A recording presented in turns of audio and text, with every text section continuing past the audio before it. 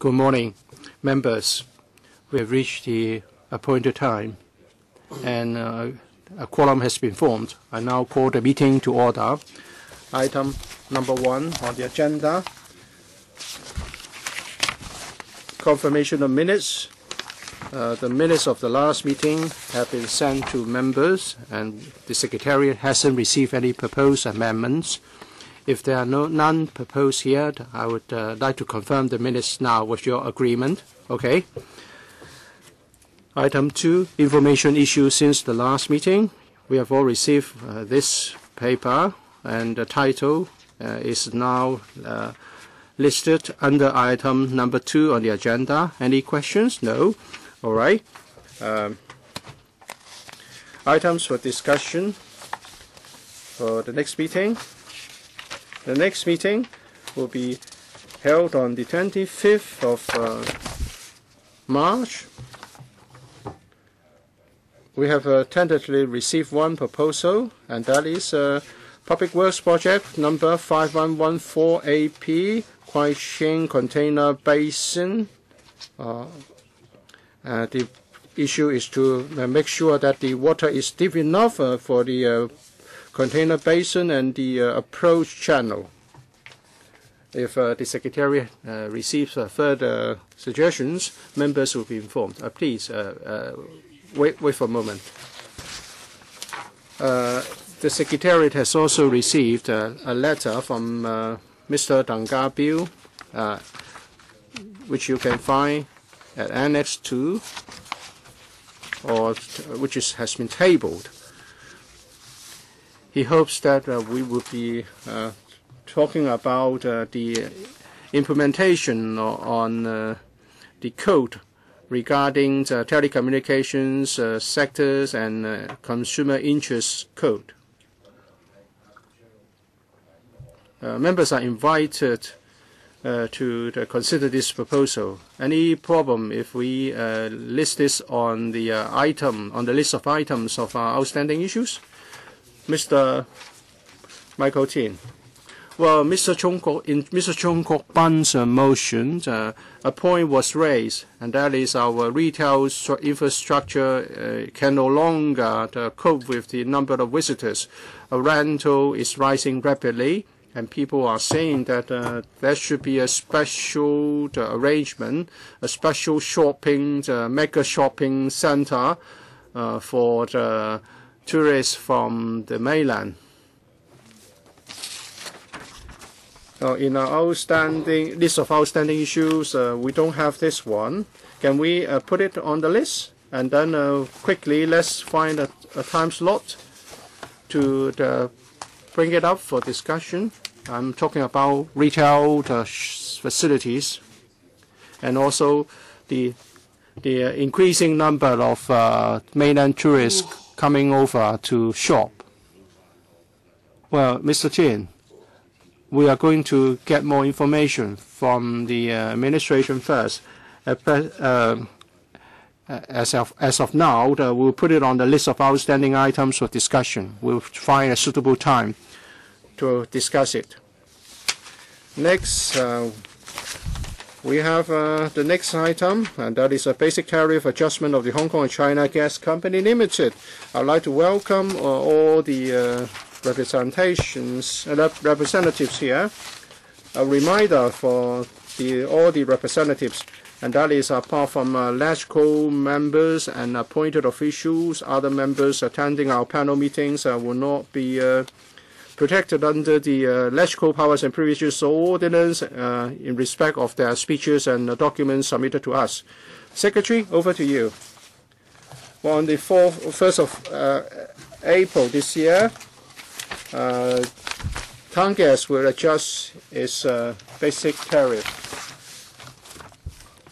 We have had some discussion with the town gas company, and they would like to be given the floor to present some information to members. So may I invite the town gas representatives to start the presentation? Who will do this, Mr. Chan? Yes, Chairman, I'll be giving you some background information. Chairman, members, good morning. Thank you for inviting us to this panel meeting to give you a briefing on the town gas tariff adjustment. And I will be saying something first, and then my colleague will be giving you more details. To allow more time for discussion, we will be brief in our introduction. We are going to adjust our tariff. The basic adjustment is 1 cent per megajoule. This is the basic tariff unit. So this is an upward adjustment of 1 cent per megajoule, compared with the basic tariff of 27.86 cent is a 4.6% increase. So it's a $3.60 on average. Some 80% of households, or 1.4 million households, would experience an increase of no more than $10 per month. And the average for all our customers is an increase of $7.50 or 25 cents per day.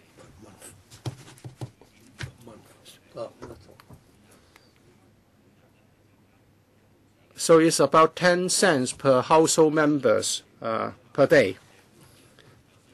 Town Gas is also aware of those vulnerable groups and their affordabilities. There are some groups which have been enjoying concessions rates from Town Gas. For example, elderly people, people with disabilities, low-income and single-parents families. They will be exempt from this tariff adjustment. Town Gas has always been very prudent in considering tariff adjustment. We have always taken into account people's affordability. In the past 15 years, we have had only 2 tariff adjustments. The last one was in April 2010. And so some 3 years has passed. This time, we need to do this to partly offset the rising operating costs. Actually, in the past 3 years, prices have gone up by 12% generally, since we have to use a lot of materials such as plastics, steel, and also the tender prices have also increased. Salaries and wages of our staff, rentals, rates, and so on have all experienced significant increases, leading to a higher cost for Town Gas. We have been streamlining and improving our work processes and take away some of the pressure for the upward tariff adjustment. But we have not been able to fully offset the effect of rising the cost. In the domestic and the commercial energy market, Town Gas faces tough competition. We only account for 9% of the market. Of the 9% in the market, we are facing competition from the electricity, the diesel, and natural gas. But in terms of convenience, cleanliness, environmental protection, people will make their right choice. We have been making continual improvement in the efficiency of using gas, such as for heaters. We have spare with the ignition process, and the heaters can be recycled and reused after the lifespan has come to an end. And therefore, we have been doing a lot to promote and facilitate environmental and green practices. And we have also been sourcing for the cheaper and greener material in producing town gas to enhance our competitiveness. We have introduced LNG instead of naphtha in a few years ago. As a result, we have been able to reduce the cost on the production of town gas. All the savings have been plowed back to benefit our customers. So over the years, we have achieved a saving for our customers of some $9.5 billion. For domestic clients, it's $486 per year. So today, the tariff, the price is lower than what it was before the introduction of LNG. In the meantime, the prices in Hong Kong have gone up by 20% generally. Natural gas is a clean energy. It has helped reduce carbon emission by 50% and hence producing economic and environmental benefits. Our company is also undertaken that the new tariff, once in force, will be frozen for 2 years. We believe that the tariff adjustment this time is moderate, and we have already taken on board the issue of affordability. Chairman, with that, I will now close my briefing, and my colleague Mr. Wong will give you more details. Thank you, Mr. Chair. Mr. Wong. Mr. Chairman and members, good morning. I will go through members with a dozen or so PowerPoints to give you the justifications for our proposed tariff adjustments, and also what the company has done in terms of corporate social responsibilities. You see that the proposed tariff adjustment is 1%. In the boxes below, you'll find that at the moment, the basic tariff is 21.85 cents per megajoule. We're proposing to increase it by 1 cent to 22.85 cents. We have two tariffs, a basic tariff and also the fuel adjustment clause. The red figure represents the average, the actual rate, 27.86 cents. If you take into consideration the fuel adjustment, the increase is only 3.6%. The maintenance charge remains the same. So we propose to implement the adjustment on April the 1st.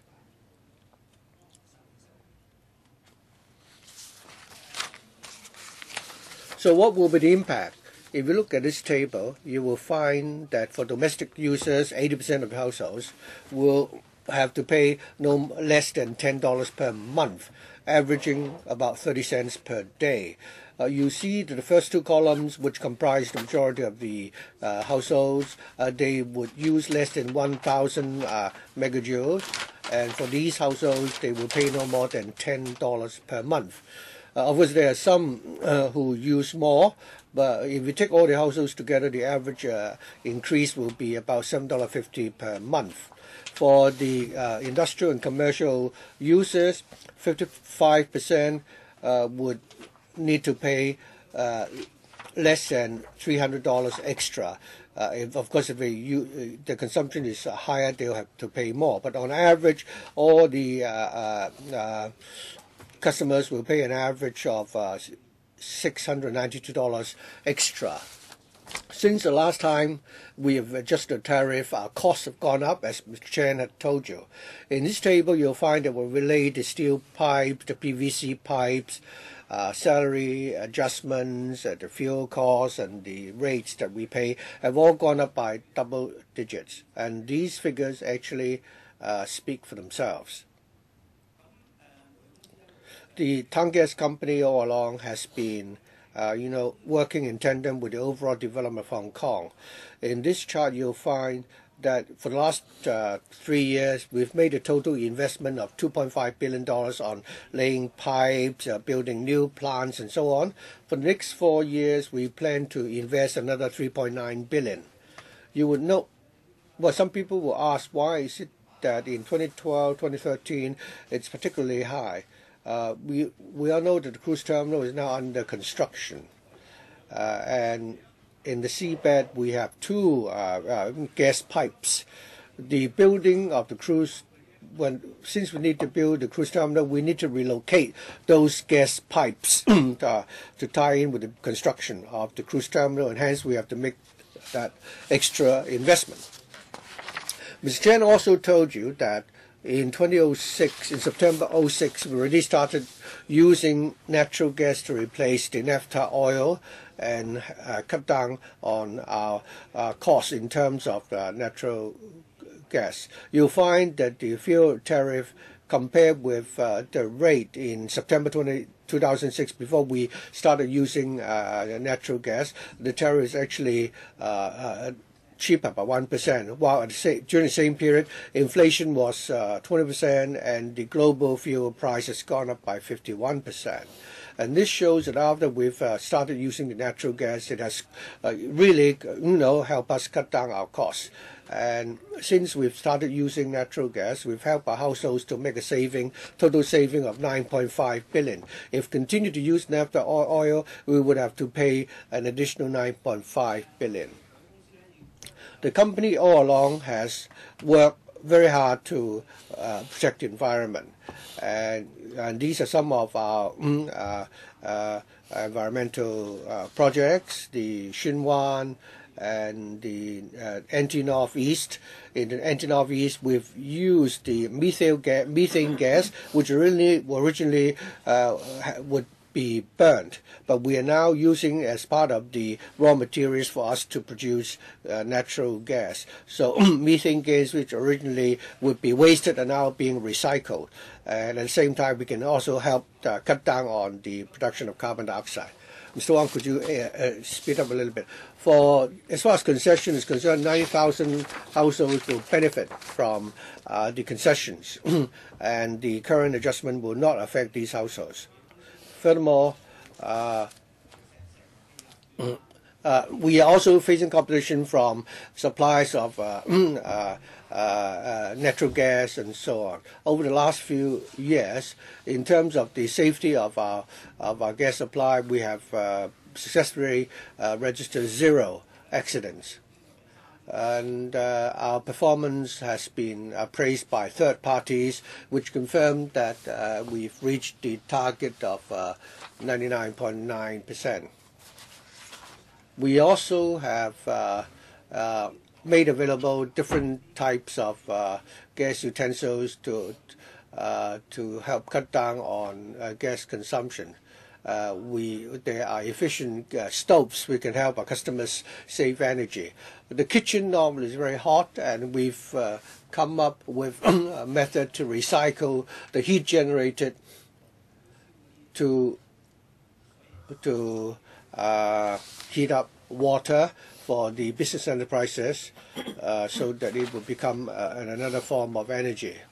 So overall, our proposed tariff is moderate because we've not adjusted the tariff for the last 3 years. We also promised that there will be no more tariff adjustment for the next 2 years. Compared with 6 years ago, the rate is now 1 cent cheaper than it was in 6 years ago. In terms of safety and environmental performance, I think we have all maintained a very good track record. Thank you, Mr. Wong. Question for members. We have Fernando Zhang, Sin Chung Kai, Mr. Wu Chi-wai, Mr. Michael Tin, James Tin, Tanka Peel, and Mr. Wong Ting Kong. Anyone else? If not, I'll draw a line here because we have quite a full agenda. And I will also exercise very strict time management. Mr. Yu Si-wing. So I'll draw a line here, and I'll allow 3 minutes per member. Dr. Fernando Zhang, you're first. Thank you. The town gas tariff is now going to be increased again, although the last time you raised the tariff, it was 3 years ago. But if you look at the net profit for the town gas company in 2011, it was more than 6.1 billion. It was 10% more than the previous year. As at the end of June last year, the net profit was 4.1 something billion already for the half year. It's 20% up compared with the previous year. So the town gas company is always increasing the tariff, or rather, should I say, the profits are continuously increasing. Well, this is a public utility company. For its profits to continue to climb, and despite that, they're still increasing the tariff. I don't quite understand the logic here. Why is it that our government will allow this to happen?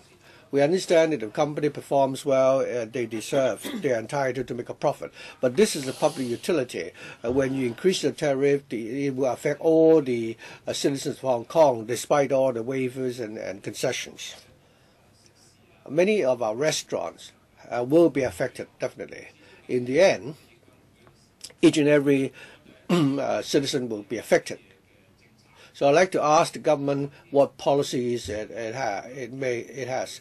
That is, when the public utilities profits are continuing to increase, and despite that they still increase the rates or tariffs, are we in a position to control that?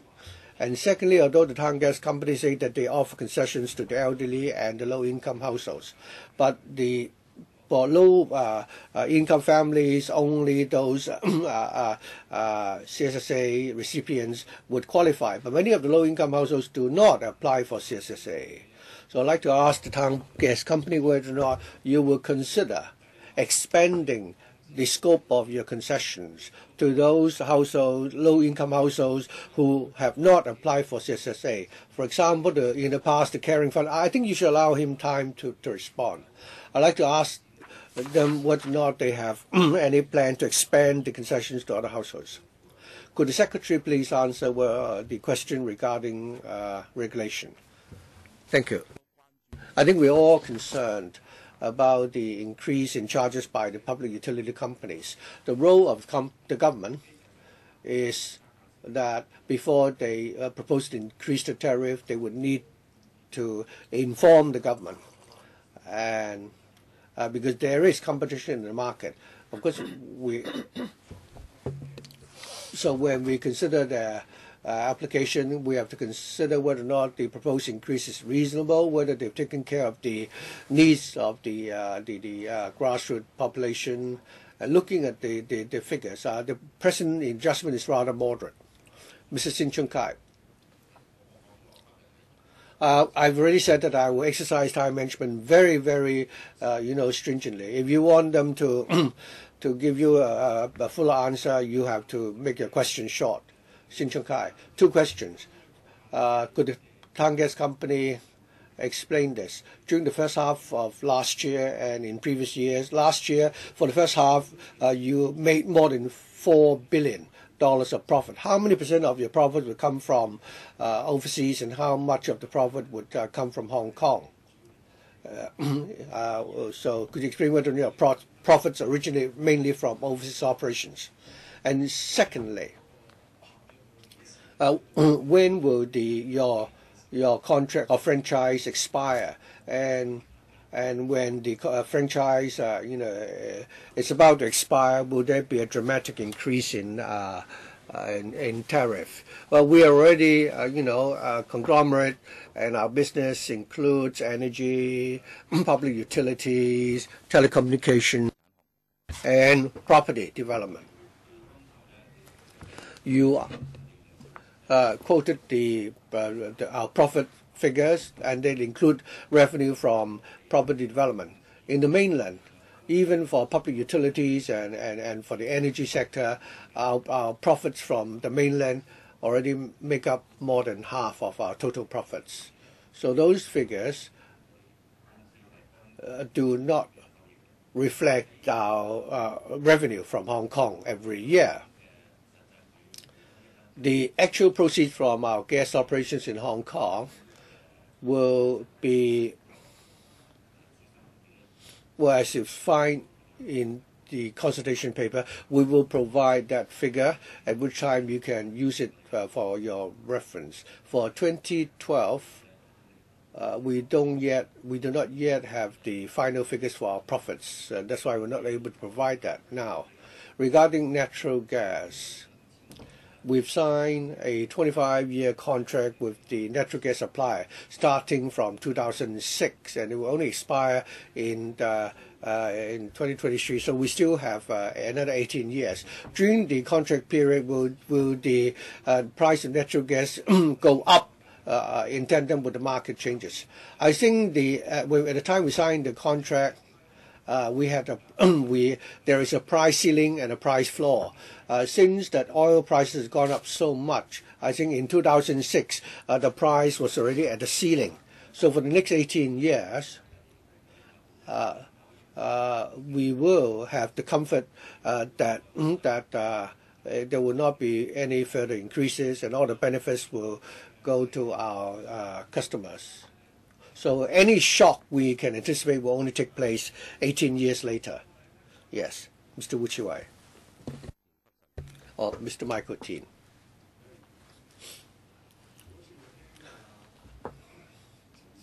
Mr. Chan, I don't quite understand one point which Mr. Chan made. You signed the contract for 25 years in 2006, so it's still a long time before the contract expires. You increase the tariff by 2.8 cents in 20 and then 4.6 in this year.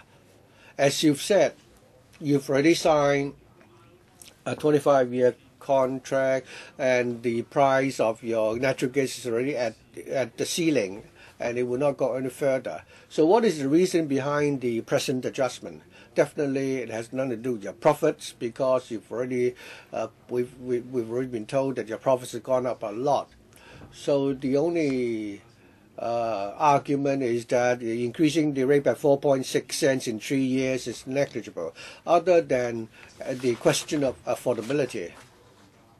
Well, the profits doesn't seem to justify your adjustment. So is it the case that over the last 3 years the price of natural gas have not yet gone up to the ceiling price, and that's why you are increasing it to 4.6 cents?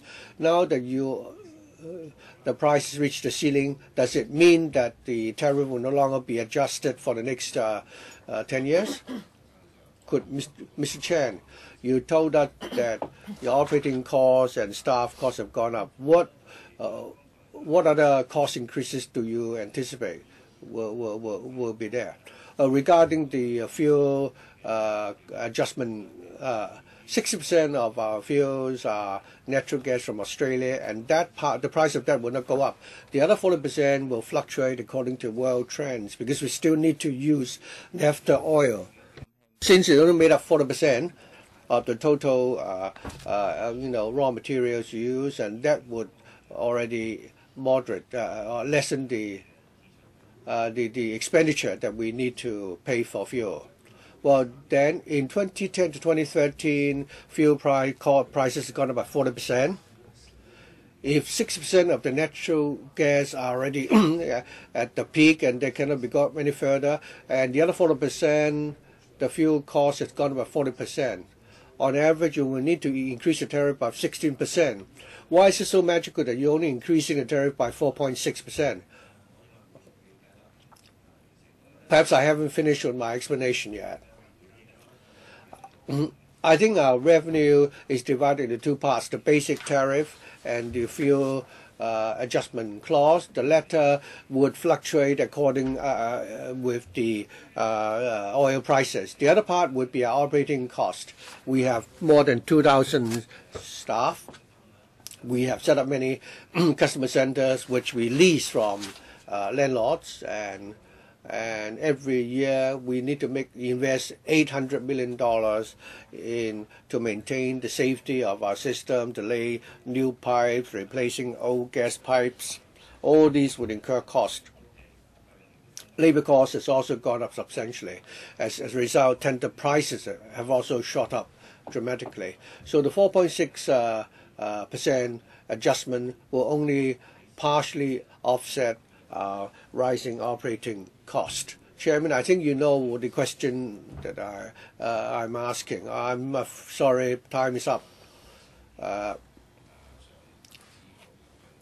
Regarding the information that Mr. Michael Teen is asking, perhaps you can provide them to Mr. Teen or to our panel after the meeting so that we can circulate to all the members.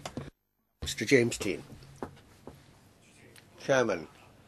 Of course, nobody would like to see a tariff adjustment, but over the years, I think the tariff adjustment by town gas companies is a lot more reasonable than CLP. So I don't want to pursue this point any more, but I'd like to go to your PowerPoint number 8 regarding the use of green energy and so on. You talk about the NTEs. You're using landfill gas to produce town gas. I'm not so concerned about the question of cost. We are now. So I'd like to know regarding landfill taking in construction waste, it would not generate any landfill gas. So what proposal do you have for us so that we will be able to harvest the methane gas from the landfills earlier? Because that can help cut down the cost. Mr. Chan, with regard to the use of methane, well, methane can be generated from landfill, but there must be organic substances. If it's just concrete or construction materials, methane will not be generated. As for the use of methane from landfills, it started in 1999. At that time, Taipo, we already had a landfill, and we started to use the methane from there. And in 2007, in Northwest New Territories, for example, Takoling, there is a landfill, and we have been using methane from that landfill. The methane will be used at our Taipo plant and be converted into energy. Now it accounts for about 2% of our total gas use. And 70,000 households can make use of this. And we hope that, or we're planning to do the studies in Changguan-O, there is a landfill. We will make use of that. And in Langkok-Chui, there is another landfill. And methane from these landfills will be used in our plan. And we are now discussing with the government. Chairman, a very short follow-up. So is it cheaper to make use of methane than using the gases from other sources? Actually, this is not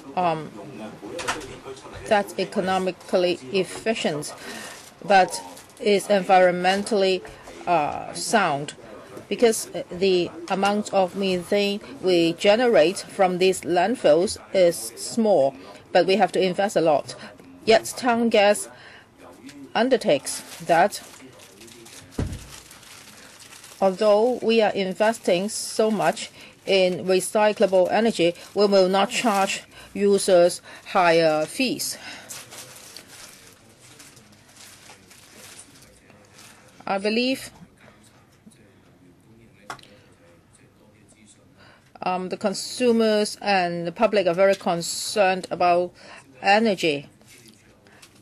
And I wonder if the government will pay attention to this. Now, for example, if a person wants to take a hot water bath, how much does he have to spend if he's using gas or if he's using electricity? I think Taiwan has this kind of information. I think if the government can provide this kind of information to our public, then they can make a wiser choice. And also members asked another question, that is about the concession scheme, whether it can be expanded to non-CSSA recipients. We understand that there are a lot of families who are not on CSSA. Actually, we have the data. That is 190,000 households are working poor, and many of them are not on CSSA. So if you have taken the initiative to do so much, can you expand your concession schemes to cover these people also? Well, Chairman, including these tariff adjustments,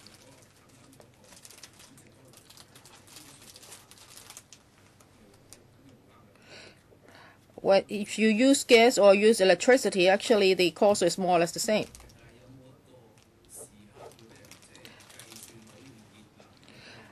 But how about energy? Is there a comparison? Well, maybe I can give you the information in writing afterwards. How much does it cost to take a bath? Do you have the relevant statistics? That's it. If you use electricity and if you use gas, what's the difference in price? I'll give you the information later. Mr. Chen, do you have this kind of statistics? Yes, we do, but I believe the Environment Bureau can give you more impartial data. Chairman, do I need to answer the questions concerning CSSA households?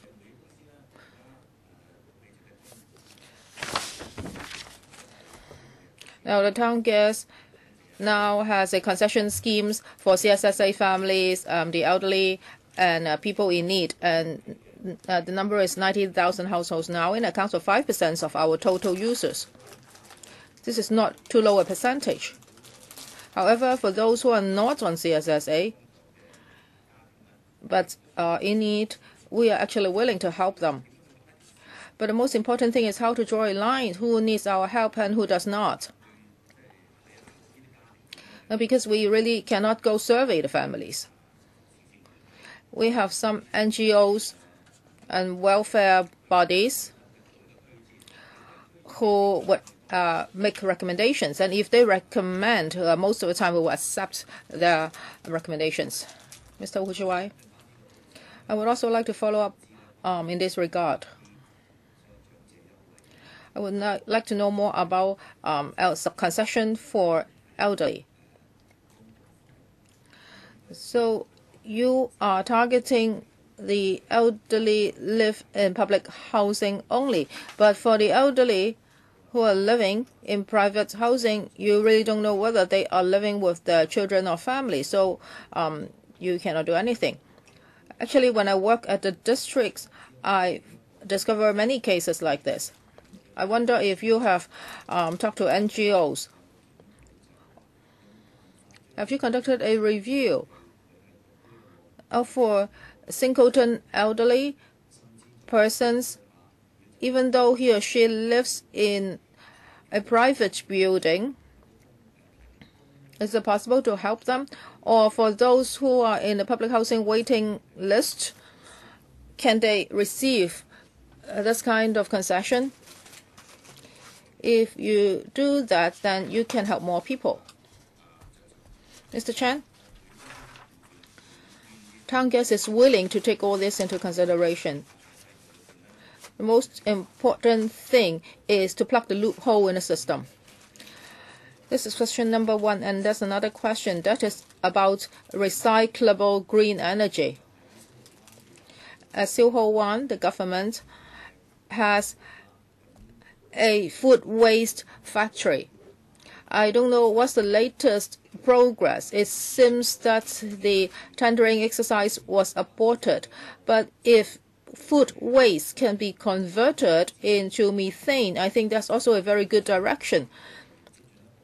So when the government promotes the further development of food waste use, would you have more aggressive ways to make use of food waste? In our plan, we will have two centers like this. One is in the North District,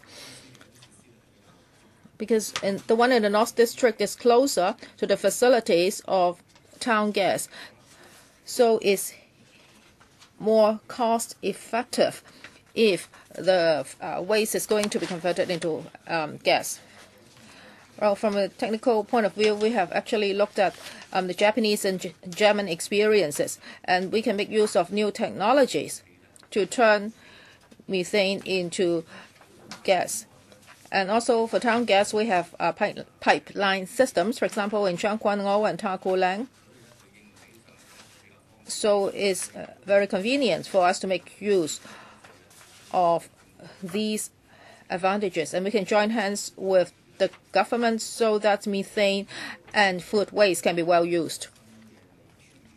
So for those two new food waste centers, can Town Gas be your partner as well?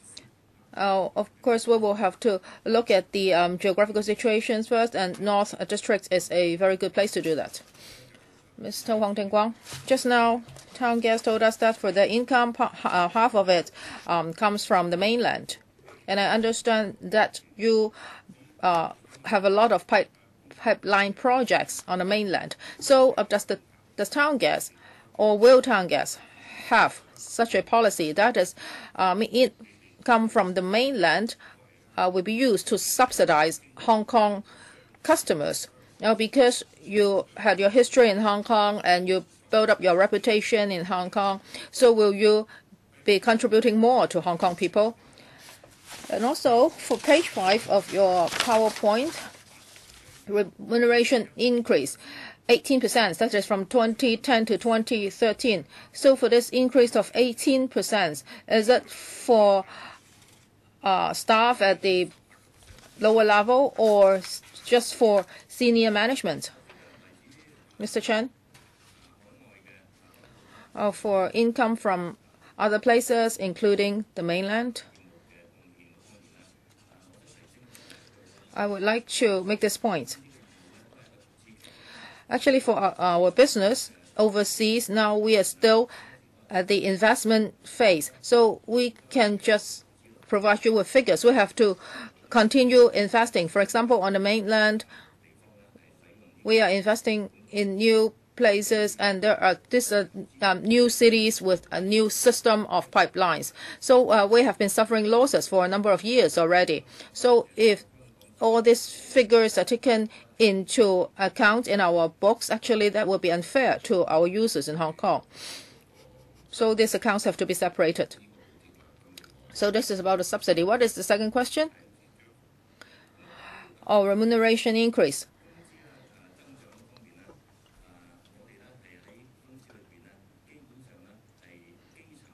In our company, our junior staff, actually their pay rise is a little bit higher than that for the senior management. We have looked at the structure of our company, and we have also looked at the impact of inflation on our junior staff. From 2010 to 2013, the increase rate was 18%. So for junior staff, the annual increase rate is 8%. Is that the case? Do you have the breakdown? Because yes, we do. We can provide members with the breakdown because it's a compound increase. Well, in 1 year, I think the government also increased the civil service pay by to 6 to 7%. And also we should take a compound increase into account. Mr. Yu Siwing.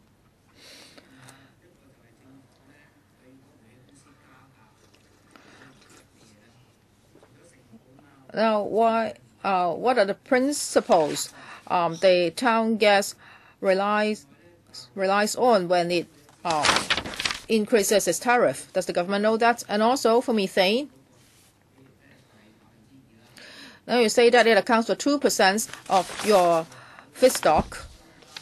Would town gas consider increasing the supply of methane? Maybe it would be more costly. However, it would alleviate the pressure on Hong Kong's landfill, and it is also environmentally friendly. So I wonder what your views are on this. Secretary? For Mr. Yu's question.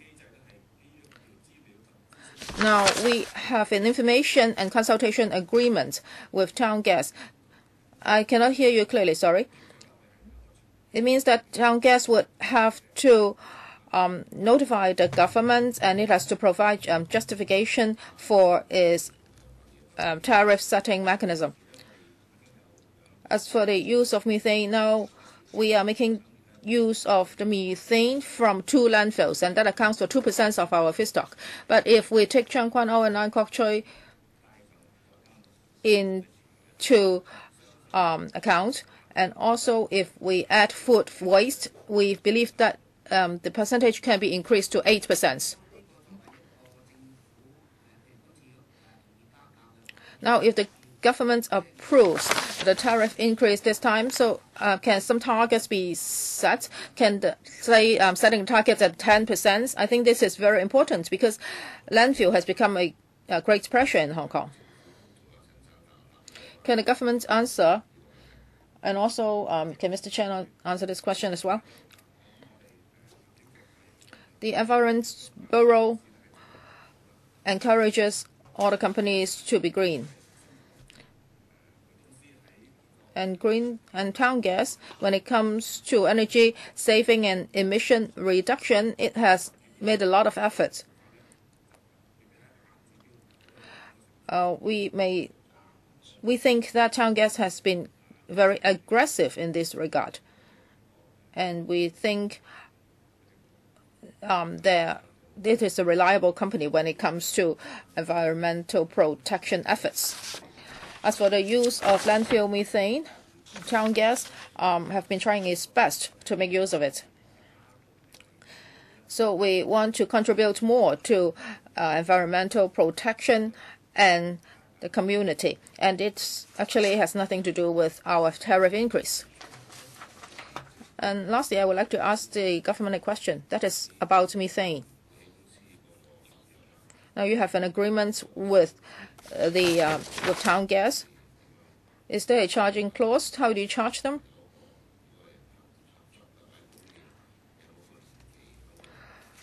Or is there a duration for the agreement?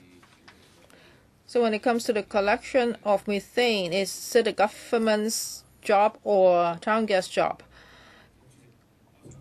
Secretary? I'll tell you the basic concept. Now, town gas would have to build the facilities for the collection of methane, so they have to do a lot of investment, so the government is not charging them. Mr. Chen?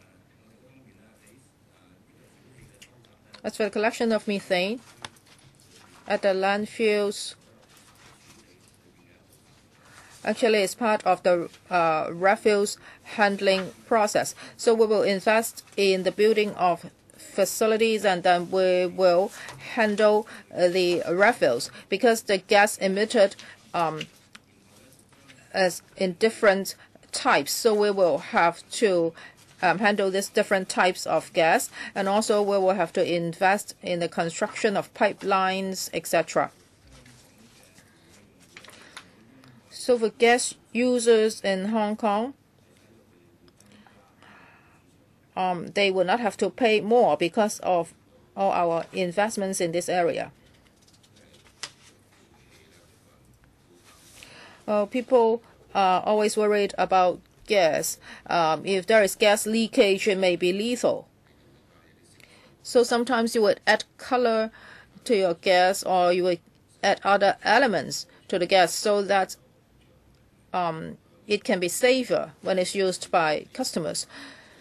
So what kind of measures do you have in this regard? For the use of gas, actually the methane would be transported to our typo plant and is used together with other gases. So it has no difference for the user. The user cannot tell whether they are using gas or methane. As for adding odor or adding color or other elements to the gas, we will adhere to our established practice. So that concludes the discussion of this item. And town gas representatives have heard members' views clearly. Some members said that although now you have signed a 25-year contract, it will expire eventually. And if the price of natural gas goes north by then, how are you going to cope? Because 40% of your feedstock comes from oil and other raw materials. So I hope you will have measures in place so as to rein in the tariff increase. And also for the use of natural gas and food waste. I hope you can take this into more serious consideration. And town gas is now using methane, and I hope you can put it to even better use. And if there are other sources of gas, maybe you should also tap into them. As for CSSA households, we also hope that the Secretary and town gas can come up with ways to give them more help. So again, I would like to thank the Secretary and the representatives from town gas. Next agenda item, Hong Kong Tourism Board Work Plan for 2013-2014. 首先請 May I now invite the administration and representatives from the Hong Kong Tourism Board to join us now.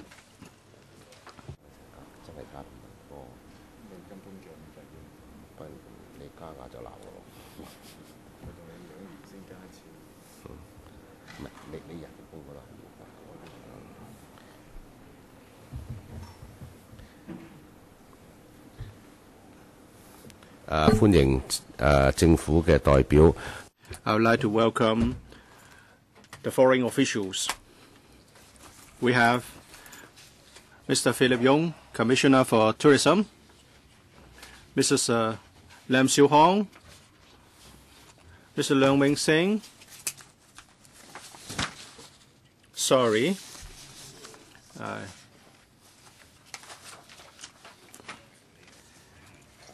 Actually, we have Mr. Philip Yong, Commissioner for Tourism, Mr. James Tin, Chairman of Hong Kong Tourism Board, Mr. Anthony Lau, Executive Director of Hong Kong Tourism Board, and Mrs. Mirinda Yim, Assistant Commissioner for Tourism, Ms. Cynthia Leung, General Manager Corporate Affairs, Mr. Paul Leung, Senior Manager Strategic Planning and Research. Maybe I should ask the Commissioner to speak first. Thank you. If you agree, Chairman, may I invite Mr. James Tin, Chairman of the Hong Kong Tourism Board, to give a short speech, and then Mr. Anthony Leung will give you a brief report, and then we can take members' questions. James. Thank you, Chairman. I know today members have a lot to deal with in this meeting of the panel. This is the 6th time and also the last time I come here representing the Hong Kong Tourism Board to introduce to you our work plan for the Hong Kong Tourism Board, and this time is for 2013 and 14. And I will leave the details to Mr. Anthony Lau. Altogether, the two of us will not speak for more than 10 minutes. In the recent couple of years, in terms of promotion, the Hong Kong Tourism Board is facing the entire world. 70% of our expenditure is on the world market, that is a non-mainland market, but 30% on the mainland market. But the outcome seems to be quite just the opposite. We are seeing more and more mainland tourists. Of the 48 million visitors, more than 30 million came from the mainland last year. The economy in the US and Europe was just so-so, and short-haul business is not very good. Although we are saying that we should concentrate on short-haul to the extent of 1/3, and long-haul 1/3, and mainland 1/3. But mainland visitors accounted for some 60% of the total. This year, we're going to do the same. But in terms of tourists coming to Hong Kong, we are expecting the same thing to happen as in last year.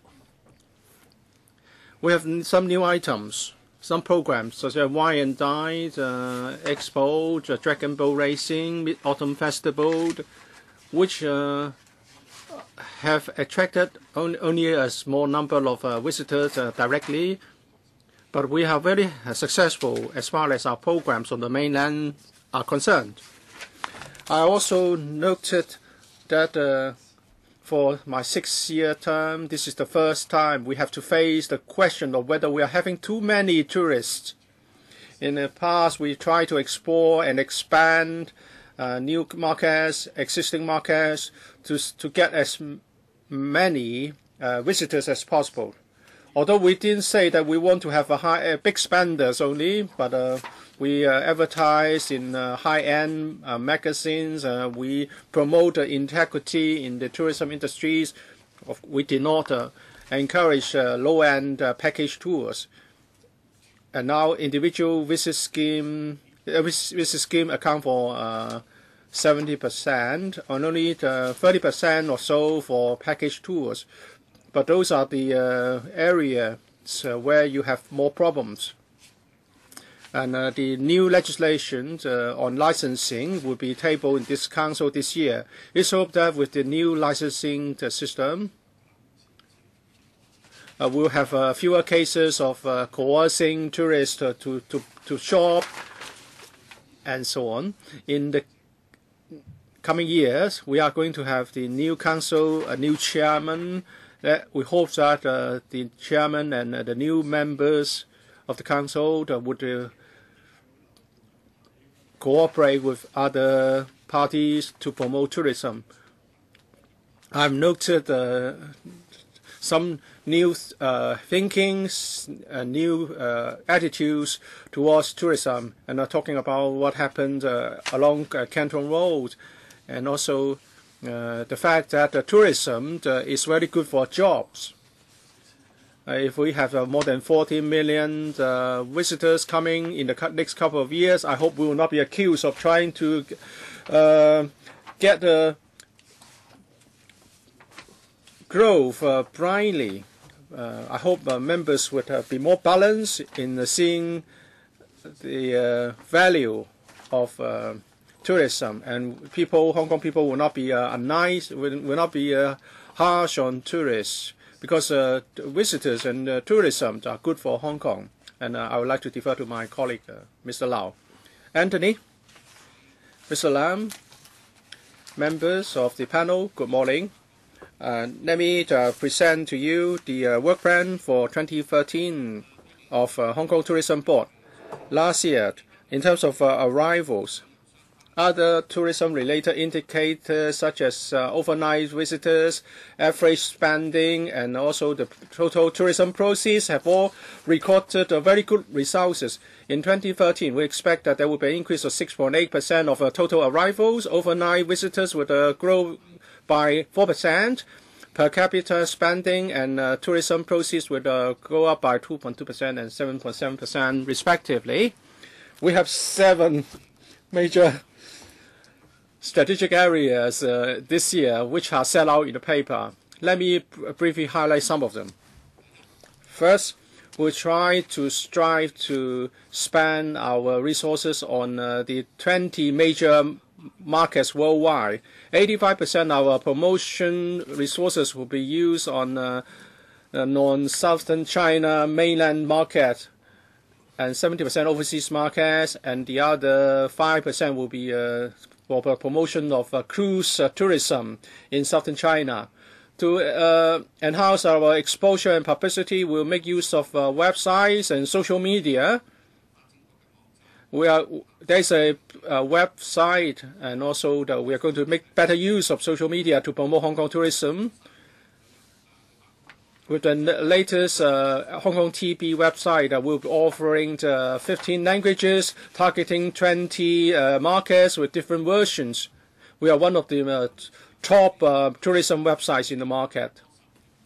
And because of the advent of smartphone, we are going to develop more apps, and we are going to do more international publicity, cooperating with international TV stations and media organizations in joint production of programs, and there will be large-scale promotional activities to showcase Hong Kong's lifestyle and attractiveness. And we're also going to attract visitors to come at different times of the year. through our efforts, these activities have now won international recognition and acclaim. We are going to inject some new elements. For example, in June, we are going to promote the Dragon Boat racing. There will be more interesting competitions to be added. And we're also going to expand the beer carnival and the musical concert. And the wine and dine event will be moved to Hong Kong, to the West Kowloon reclamation, and there will be a new format. We're also going to encourage the industry to develop new products. There will be a new subsidy on new tourism products through a matching grant system. Will help the industry to develop the local tour routes with special characteristics, and we are going to cooperate more extensively with district councils. We are going to develop the smartphone apps to make it convenient for tourists to savor local culture and special characteristics of our events. The cruise terminal will be commissioned soon. We will be involved in major promotional activities of the industry. We'll encourage cruise liners to include Hong Kong into their itineraries. We're going to explore our catchment area in southern China. And then we are also going to have the new tourism product matching grant scheme. We will cooperate with the industry to explore and develop more services to facilitate the cruise customers. And we will also support the government in cooperating with other ports in the region in the promotion of cruise-related tourism. That's all for my report, Mr. Chairman. And the floor is now open for members to raise questions. This particular item will last until 10:20. We have a number of members indicating the wishes to ask questions. And I will draw a line here. Everyone will be given 3 minutes. Mr. Tan Ka-bill is the first to ask questions. Thank you, Chairman. 2 questions. One of the objectives under the Hong Kong Tourism Board ordinance is to improve tourism facilities. Apart from attractions, we're talking about transport, hotels, and catering. If we have more tourism who stay for more than the night, or we have more visitors from the US or Europe, then the situation will be different. But this work plan doesn't talk a lot about such facilities. Maybe in your actual plan, you do this. For example, in Tai O, on Sunday, people have to wait for 2 hours to get out because there are so many visitors. Some are local visitors. So how can you improve tourist facilities? And then you're talking about 35 million visitors from the mainland. Of course, they are very much welcome. How many of them came from the Pearl River Delta? That is to say, they can come in 2 hours. So that was what happened in the past 2 years. We have had a lot more. But what about the next year? Chairman, Hong Kong Tourism Board is responsible for tourism. Of course, we like to have some say over hotels and transport, but that is not within our ambit. Commissioner, thank you, Mr. Tang, for your question. Of course, transport is important in the promotion of tourism. You mentioned outlying islands, Tai O, Lantau, and other islands. They are important destinations. For example, in recent years, we have widened Tung Chung Road. It's now more convenient for the visitors, local or overseas. We cooperate with the Hong Kong Tourism Board in publicity, focusing on outlying islands for different attractions. Together with other departments, including the Transport Department, we will look at the transport and traffic situation, especially during the golden periods when we have more visitors. say when the Disneyland or the Onping 360 cable car expects a high turnout, the service provider and the department would come up with special traffic arrangements to smooth traffic to and from the facilities and attractions. And of course, from time to time, the Hong Kong Tourism Board would tell us where to look for as our main focus, and also their views on certain facilities and arrangements. Anthony, can you briefly respond to the question on the question of the share of southern China or Pearl River Delta? Well, southern China accounts for about 75% of mainland visitors. What about Pearl River Delta? Do you have a figure for Pearl River Delta? Well, I don't have it. But I think when we talk about southern China, we are talking about, in the May, the Pearl River Delta. Mr. Wong Kok-heng. I have a question for the Commissioner concerning the recent A3 incident. A 3A incident, 3A holiday. What would the administration do to prevent any thing like that happening again? Hong Kong's as a brand name is important, and that may have an impact on us. That incident may have an impact on us. Well, I agree very much with Mr. Wong. We have been doing a lot of publicity and promotion. We have developed so many tourism facilities in order to maintain our image as a tourism attraction. Concerning the 3A holiday incident, I would like to make 3 points. First, we took immediate action. As the administration has said time and again, we attach importance to the incident when we deal with it very seriously. The TIC has suspended the membership of this particular agency, and Hong Kong, the registry, the tourism registry, has also invoked legislative powers to summon the person in charge to meet the registrar of the on the 28th of February concerning this incident. The registrar would seriously and carefully consider how to deal with this incident in accordance with the power vested in him. As for mainland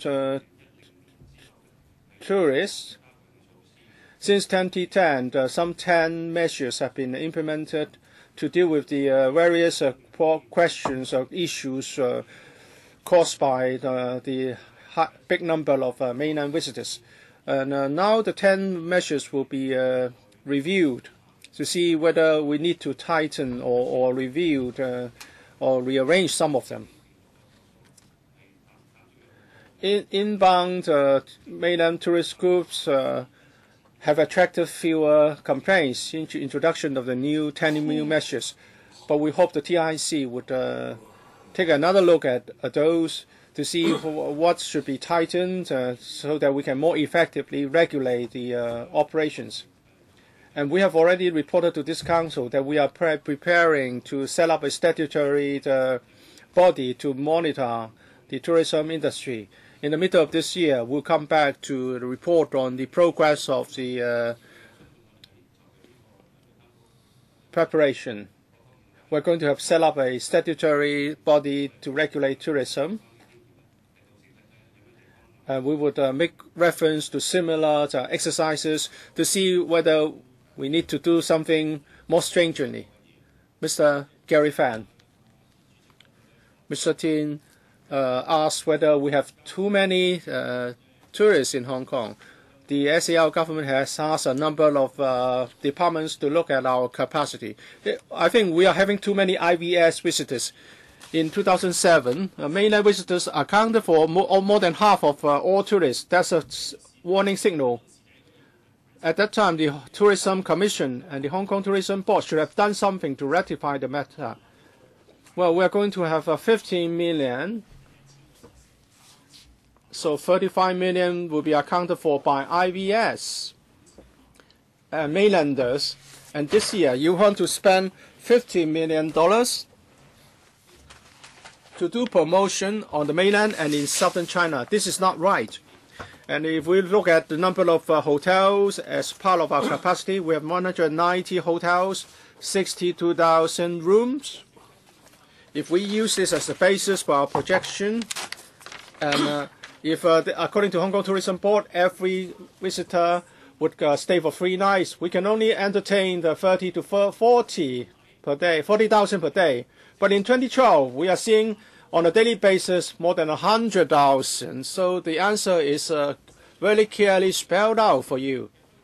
So you should shift your focus from mainland to the Europe, US, and Japan. You should try to attract globally, attract tourists globally, instead of relying on IVS tourists, therefore exceeding our capacity. Rentals are rising, small businesses are edged out, and then we are also adding to the conflict between mainlanders and Hong Kong people. I'm concerned about the new developments, and I'm concerned about the new chairman of the Hong Kong Tourism Board, and that the Hong Kong Tourism Board will no longer ask for the cancellation of the multiple entry permit for mainlanders. I don't agree that we should scrap the multiple visa arrangement. The growth in tourist numbers over the years have generated a lot of economic benefits and employment opportunities for Hong Kong. Members are very concerned about employment, and with that rely a lot on the tourists. Of course, we do not support the parallel goods traders. 1/3 of our resources are spent on promotion in the West, and we know that the economy is not doing well. 1/3 of our resources are focused on the mainland, and we're able to attract so many visitors. Of course, there's the inconvenience that they've caused when they come, for example, in Canton Road. I acknowledge it's the problem. And I think we should have a detailed, discussion. Of course, some people would agree with Mr. Fan, but I don't. But Hong Kong is different from other countries. Even, shops selling medical supplies and so on. Of course, when you calculate the amount of expenditure, you include the amount they spend on milk powder and so on. Mr. Fan, I think your time is up. Mr. Tin, is there anything you'd like to add? I understand you have a very tight schedule, so I don't have much to add. We need to strike the balance here. 70% of the visitors are those coming on the individual traveller scheme. I hope that the two of you will stop. Mr. Chung Kok-pan, in your report, we understand that $30 million have been earmarked for the Hong Kong Tourism Board for convention and exhibition events. So I'd like to know whether there's any duplication between the work of the TTC and the HKTB, and is there any duplication? In 2013, there's an item like the high-spending tourists or who like to visit the antiquities and monuments. How do you define, the so-called the big spender category? Regarding the MICE activities, I think the important task is to promote Hong Kong as a MICE destination. By MICE, we mean people coming to organize exhibitions and seminars, so that while at the same time the overseas visitors can visit Hong Kong and see our tourist attractions. The Hong Kong Tourism Board has detailed plans to attract different organizations and companies to come to Hong Kong to organize such MICE events. This is important because visitors come for MICE events tend to spend more than the typical tourist. A typical tourist will spend about $7,800, but for the MICE travelers, they spend at least $1,000 to $2,000 more per head. So they're very important for the development of our tourism industry.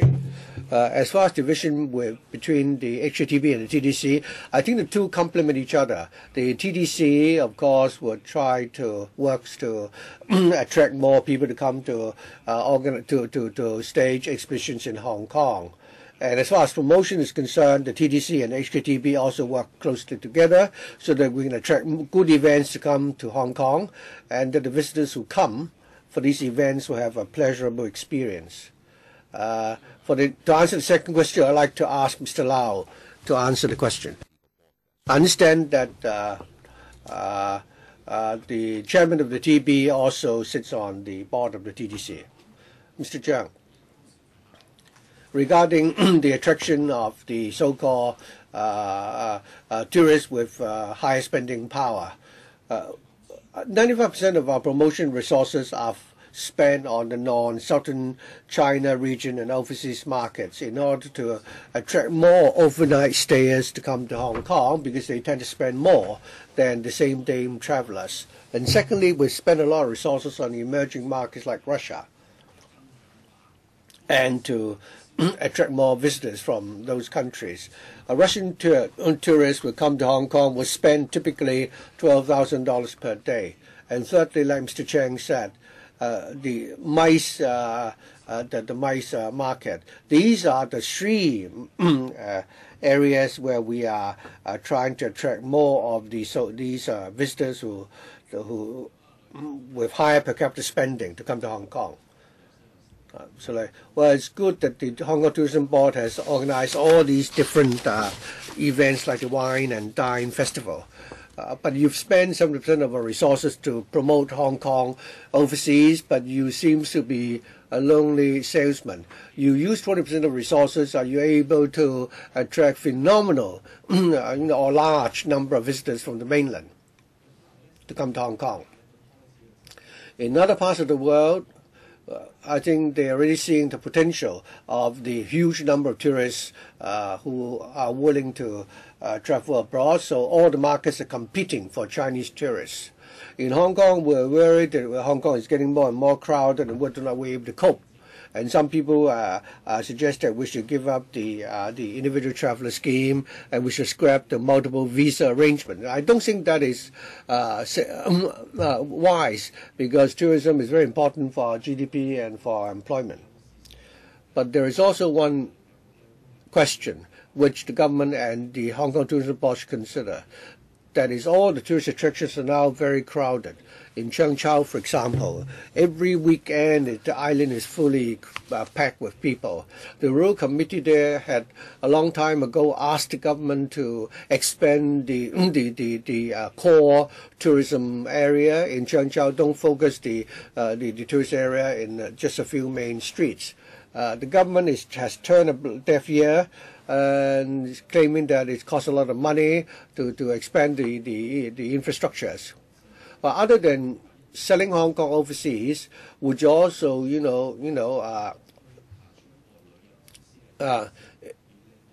think of ways to improve the tourist facilities in different districts so that we're able to better cope with the influx of tourists? Philip. I'll try to answer Mr. Chen's question, and the chairman can supplement later on. Regarding the tourist attractions, we do attach an importance to these tourist attractions as how we can increase the number of such attractions and are able to cater to more tourists.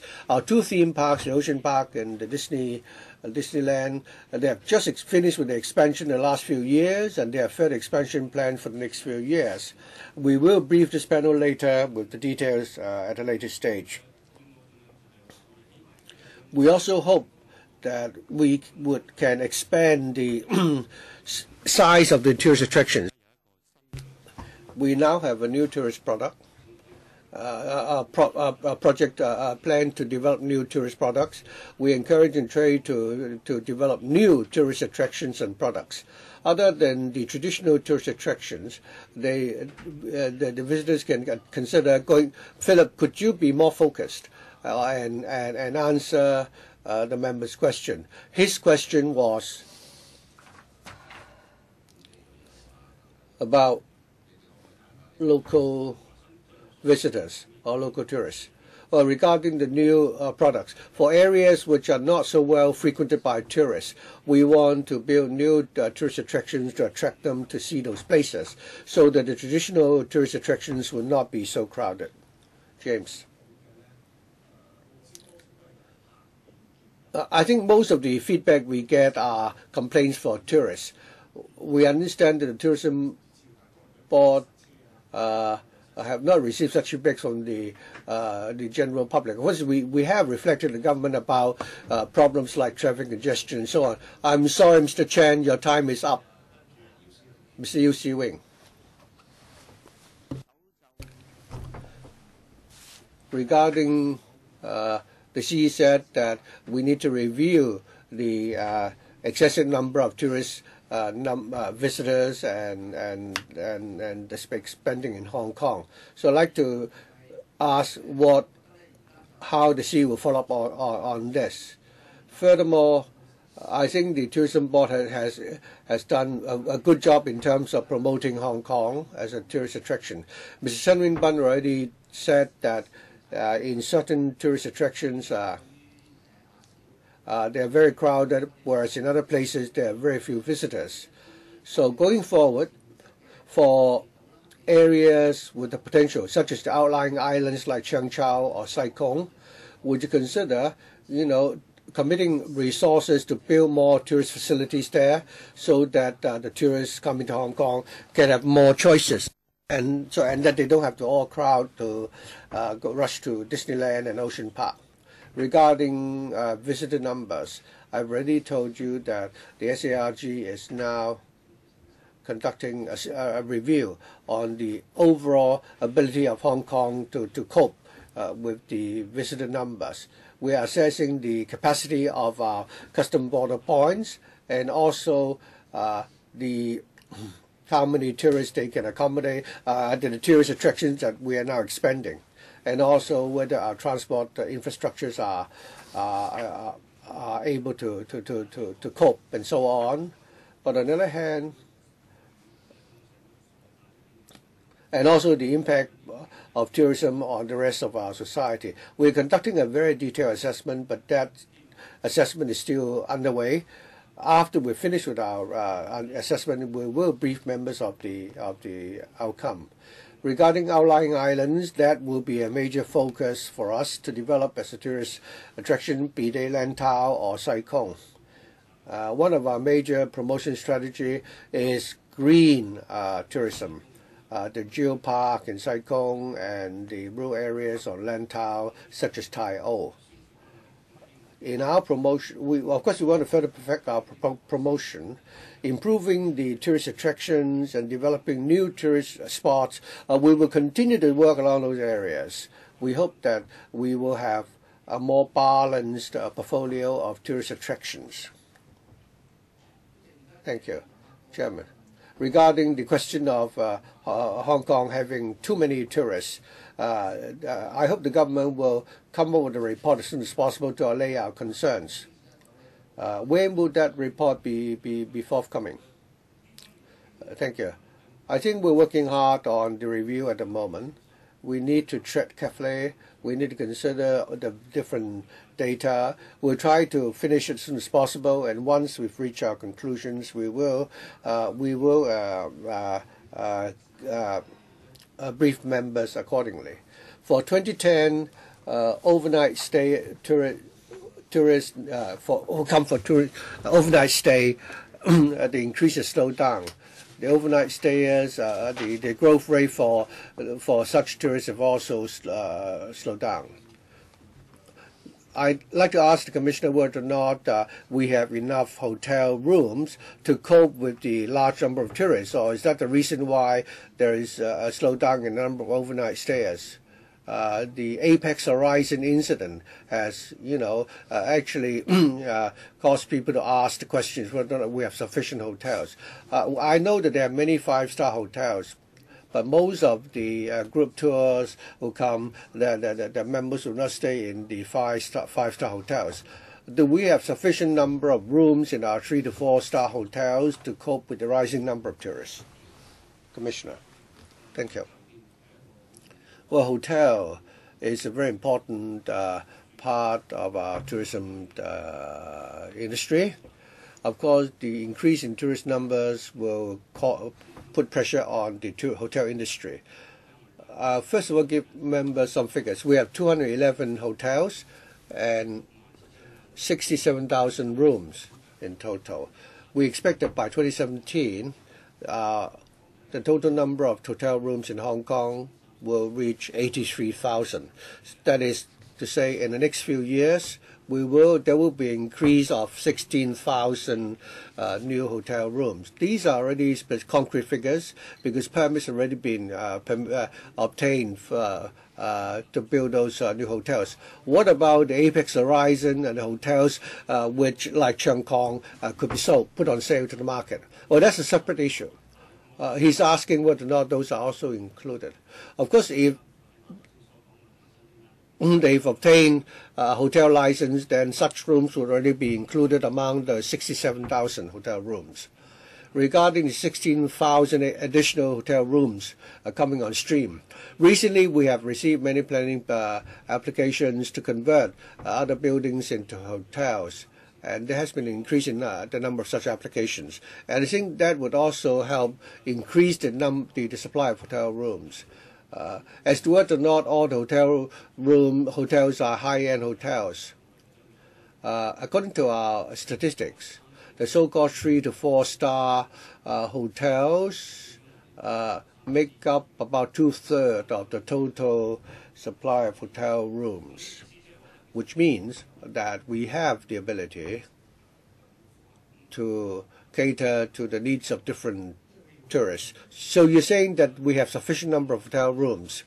I've already said that increasing the number of hotels in Hong Kong is one of our major tasks, and we are working hard on that. And the government also has a policy. And in the application list, there are sites specifically earmarked for hotels. We'll try our best to satisfy the demand. Mr. Wong Ting Kong. Thank you. We all know that the cruise terminal will be commissioned soon. As the cruise terminal will contribute a lot to the development of our tourism industry in Hong Kong. So this is a question for the HKTB or the commissioner. That is, whether or not you've talked to the cruise line companies to consider Hong Kong as the starting point or the terminus of the cruise itineraries. I think the arrangement of the itinerary plays an important role in attracting cruise vessels to come to Hong Kong. Regarding the negotiation regarding multiple stops for a single itinerary, what is the progress? Including the mainland, Macau, and Southeast Asia, that is a whole one itinerary covering all these different destinations. What is the progress regarding such negotiations? Thank you. Mr. Wong. Cruise travel is an important milestone in the development of tourism in Hong Kong. At the April meeting of this panel, we will brief you on the latest update. In the middle of this year, the cruise terminal at Kai Tak, I think the first berth will be commissioned at the terminal.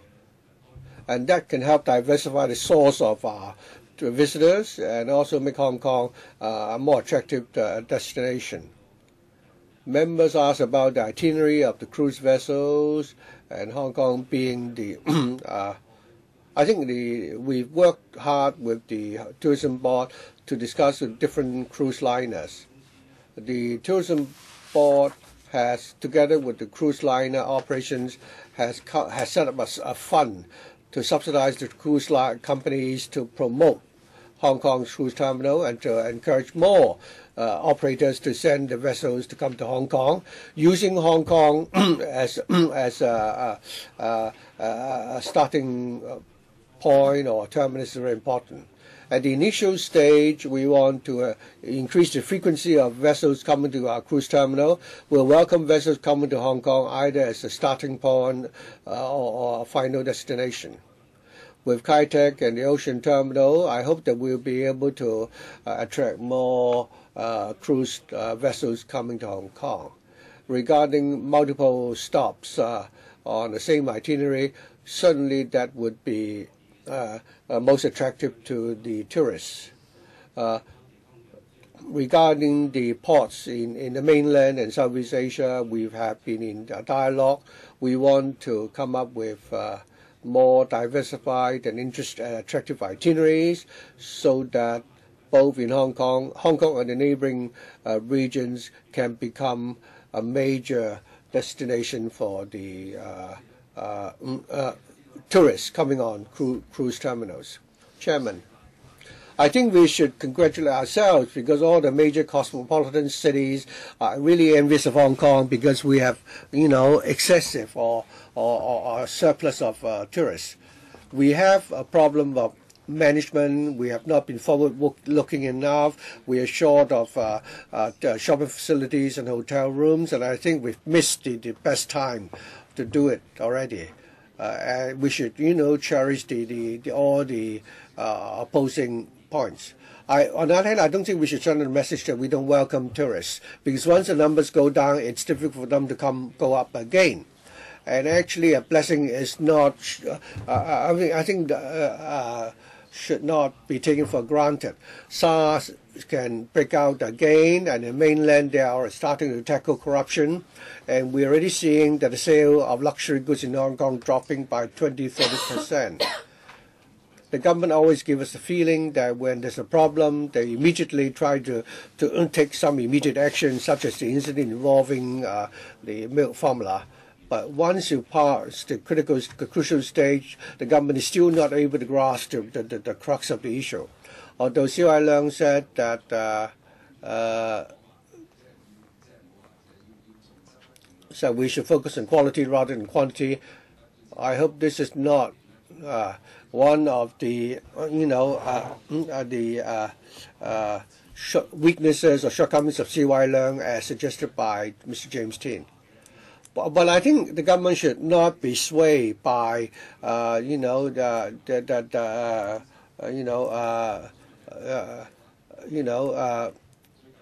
phenomenon that may not be permanent. My question is about, I have a question regarding Manchester United. The mega event fund spent a lot of money promoting the soccer match. We also want to attract more visitors to come through that match. And we've heard that both in quantitative terms, the government has not done a good job. And I'd like to ask the Hong Kong Tourism Board whether or not we should review the approach that we've taken in respect of this match.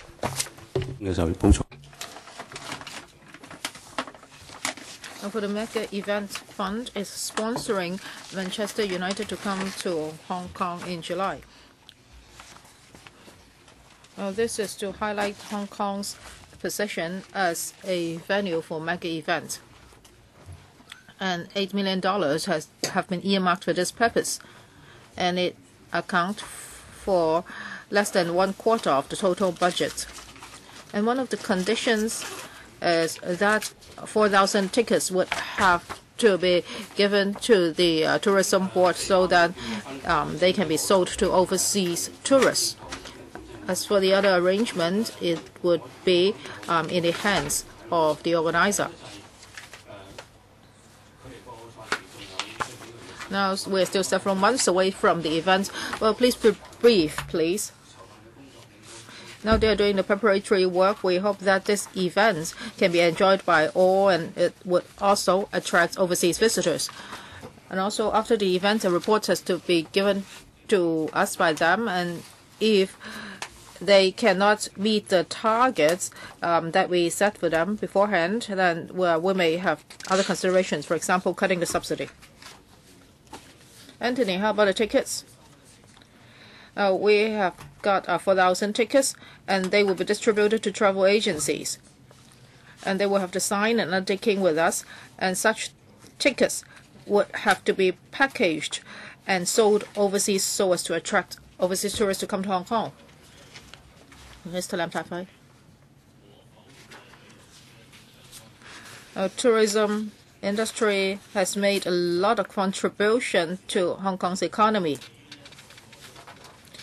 And also, thanks to the individual visitors scheme or individual visit scheme, our tourism industry has been prospering and number of visitors has been increasing. However, it seems that all of this increase comes from the mainland, and the number of visitors from the United States and Europe have been dropping. So Hong Kong has been turned from an international metropolis to a mainland metropolis. Mr. Tian, you have been the chairman of the TB for 6 years. You have a lot of experience. And under your leadership, what kind of work has been done to attract international tourists to come to Hong Kong, so as to prove that you really was fit for this job? And also, you are going to leave this post soon, and there will be a new chairman. And we know inheritance is very important. So for the next chairman of the TB, how can you ensure that he can do work consistently? Mr. Tian, with regard to the number of tourists, I can make a clarification.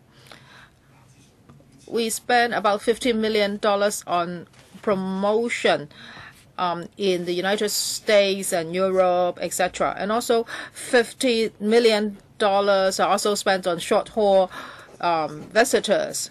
That is Japan and Korea. And also $50 million are used to attract mainland tourists. But it doesn't mean that you spend a lot, or you spend 1/3 of the money on these 3 different groups. You will attract their visitors proportionately. For Europe is now in a poor financial situation. For example, France, for French people, they don't even have money to visit Italy, so not to mention Hong Kong. We can see that over the past few years, tourists from Europe and the United States have not been that many. And there has been an increase of 20 to 20% regarding mainland visitors but for the US and Europe, that's not the same. So when you do business, you will know the same. You may invest a lot of money, but the outcome may not be what you expect. So now for Europe, we know the economic situation is like this. And actually for the mainland, Chairman, I would like to supplement for southern China, because they have been watching a lot of Hong Kong television, so we do not have to do a lot of promotion there. So we have to invest more in promotion in northern China. Well, how about your expectation for the next chairman? Well, Chairman, I would like to respond to this point. Now, over the past few years, I have been the chairman of the Hong Kong Tourism Board. I think I've done something, no matter whether it's good or bad. I think it's the responsibility of all our board members as well as government officials. And Mr. Peter Lam has been our member for a number of years as well. He's also very experienced, so you do not have to worry about consistency. Mr. Lam has been participating in the past few years. Actually, it is good that there are so many tourists in Hong Kong, as mentioned by Mr. Paul Chair. Well, you can't say that if there are many tourists from a place, then you should do less promotion there. The chairman said that 70% of the promotion cost is spent on other places. So actually for these long-haul visitors, they have to spend more when they come to such a faraway destination. So of course, when we invest in the promotion in those areas, the outcome may not be as satisfactory. I'm sure that the TB has done a lot of work already. Now, from 2012 to 13, now if you compare it with 2014 and 14, it seems that the work plan has changed a bit. And of course, the allocation of resources is different. Can you tell us the factors? Why do you spend more money in certain areas and less in other areas? So James or Anthony, can you give me an answer? What factors have you looked at before you make the changes? Now, when we formulated our investment plans or strategies, well, we will look at different places, the economic situations, the number of flights to Hong Kong, whether the frequency has changed, etc. So for this year's investment strategy, we will continue to shift resources for southern China from to other parts of China, because visitors from those other places actually spend more in Hong Kong. And Hong Kong is an international cosmopolitan city, and we have to balance our sources of visitors. 70% of our promotion budget will again be put on overseas countries, and also for emerging markets such as India and Russia, the increase rates will even be higher. For MICE, it has brought a lot of profits to Hong Kong, because for visitors like this, they would make use of various facilities. So I hope that you can continue to promote MICE tourism. And I would like to take this opportunity to thank Mr. James Tian for leading the Hong Kong TB for the last few years. So for the promotion of tourism, members have made a lot of comments, and they hope that there can be more tourist attractions in Hong Kong. And other than promoting in the regional regions, they also hope that you can promote in other places. As for MICE tourism, members think that more should be done. And of course, you also have to cooperate more with TDC. As for hotel rooms, members also said that because there will be more and more tourists, so maybe the government should look at the number of hotel rooms available, because for the addition of hotel rooms, this cannot be done within 1 or 2 months. There will be land sale and there will be constructions, etc. As for the development of tourist attractions, maybe the government can look at different districts in Hong Kong so as to identify new destinations.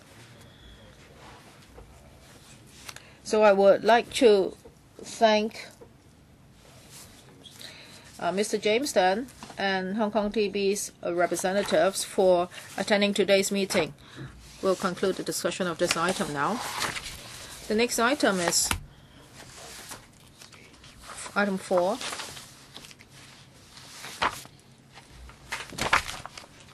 Sorry, it should be 6.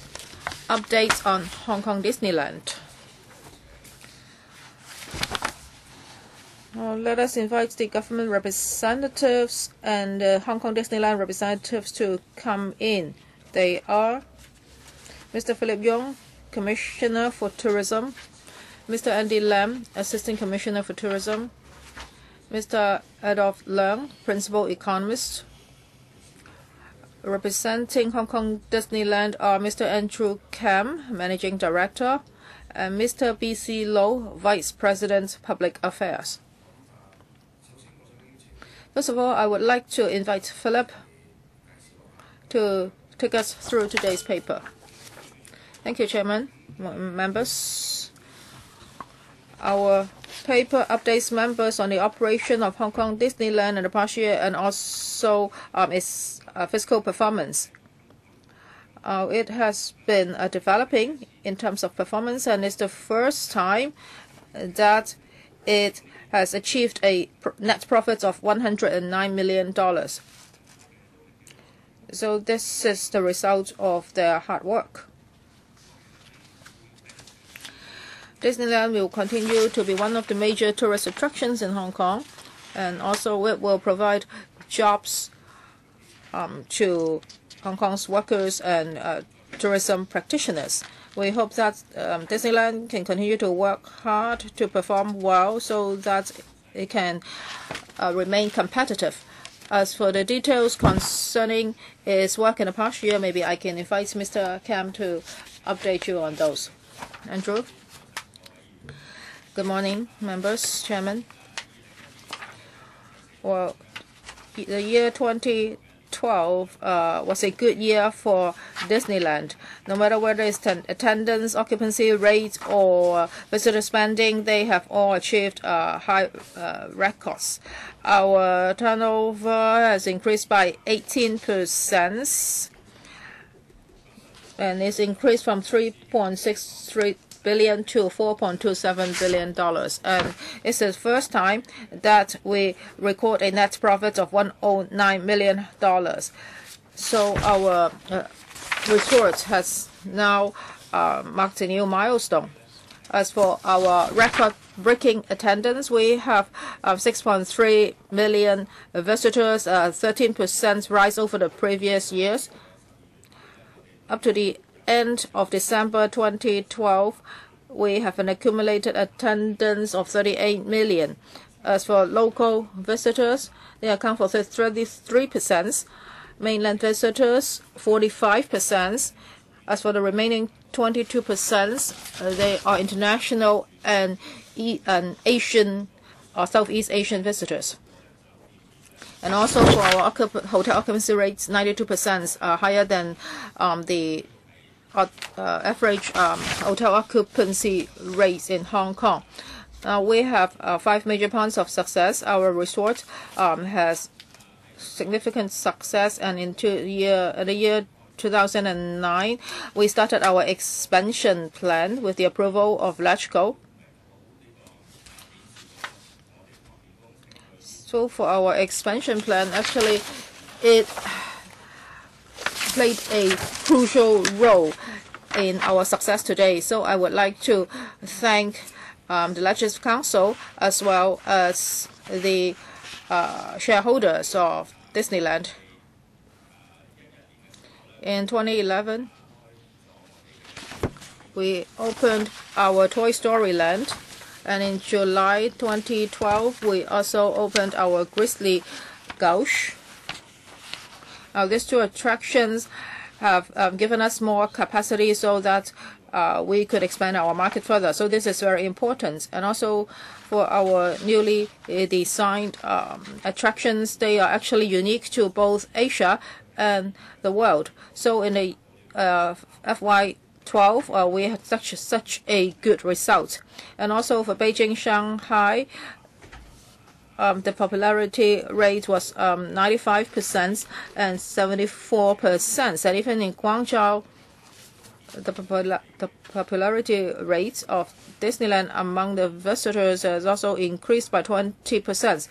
The Grizzly Gulch, although it has only been operated for a few months, it now has become the most popular attractions in our park. And also we have widened our target customer scope. Other than individual visitors, our corporate group buyout has also been a very good arrangement, and the attendance under in this area increased 7 times last year. And also during Halloween, it has also increased by 3 times. And also we are targeting young people. We are promoting our Halloween events, and we have launched smartphone app, etc. And also we are now opening up our Southeast Asian markets. In Southeast Asia now we have dozens of business points, and also we are trying to attract more tourists from these areas. Last year, Disneyland became the theme park that attracted the most Southeast Asian visitors. And for Taiwanese tourists, the number has increased by 10%, and from Japan and the Philippines increased by 20%. And also now we have a halal food available in our park, and this is also groundbreaking in Hong Kong. Also, we have stepped up our cooperation and partnership with other stakeholders in the trade. Our promotion work also cover over 50 cities in the mainland, and Now our partners' numbers has increased by 50% in the past few years, and in Guangzhou we have set up a support center so that more information can be provided to travel agencies and other stakeholders, and also they can include our park as part of their destinations in Hong Kong. And also tourists now would like to go online to buy vacations. So we are also cooperating with online platforms so as to increase our penetration rate in this regard. Now for quality tours and individual tours, they are actually targeting high-end visitors. So for expenses per capita increased by 6% last year. And also in low seasons, we have been making a lot of efforts to attract more visitors.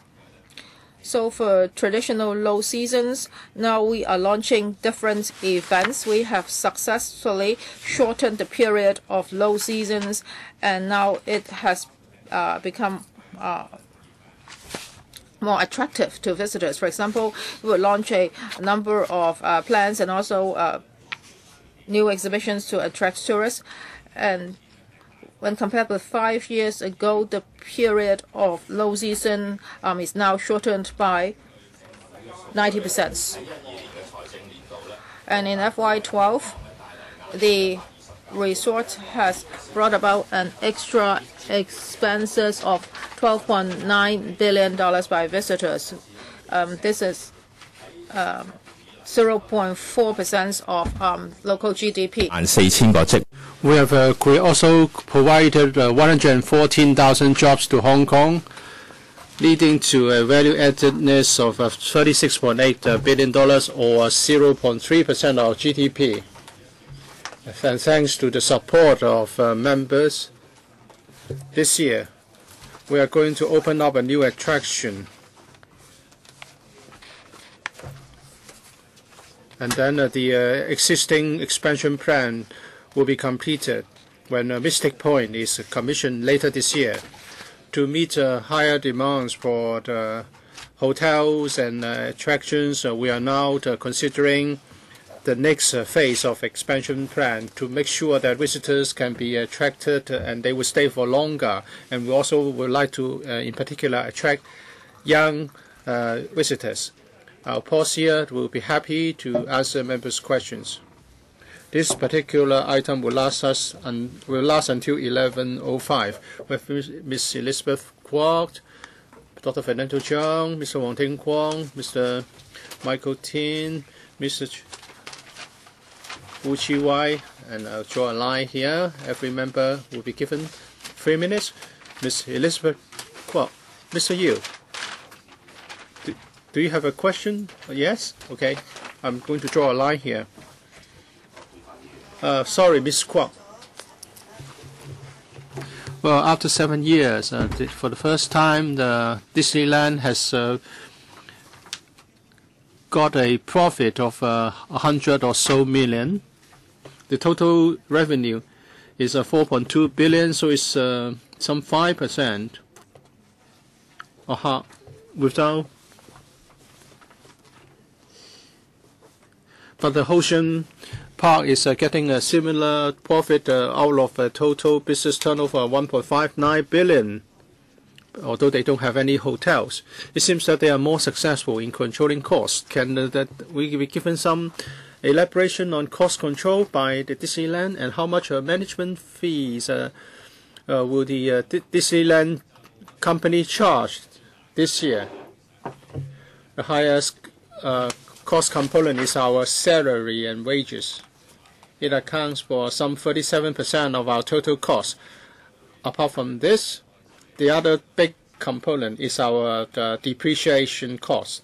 If you look at a financial report, you can see that without discounting depreciation and without counting depreciation, we have a profit of $870 million on the basis of EBITDA.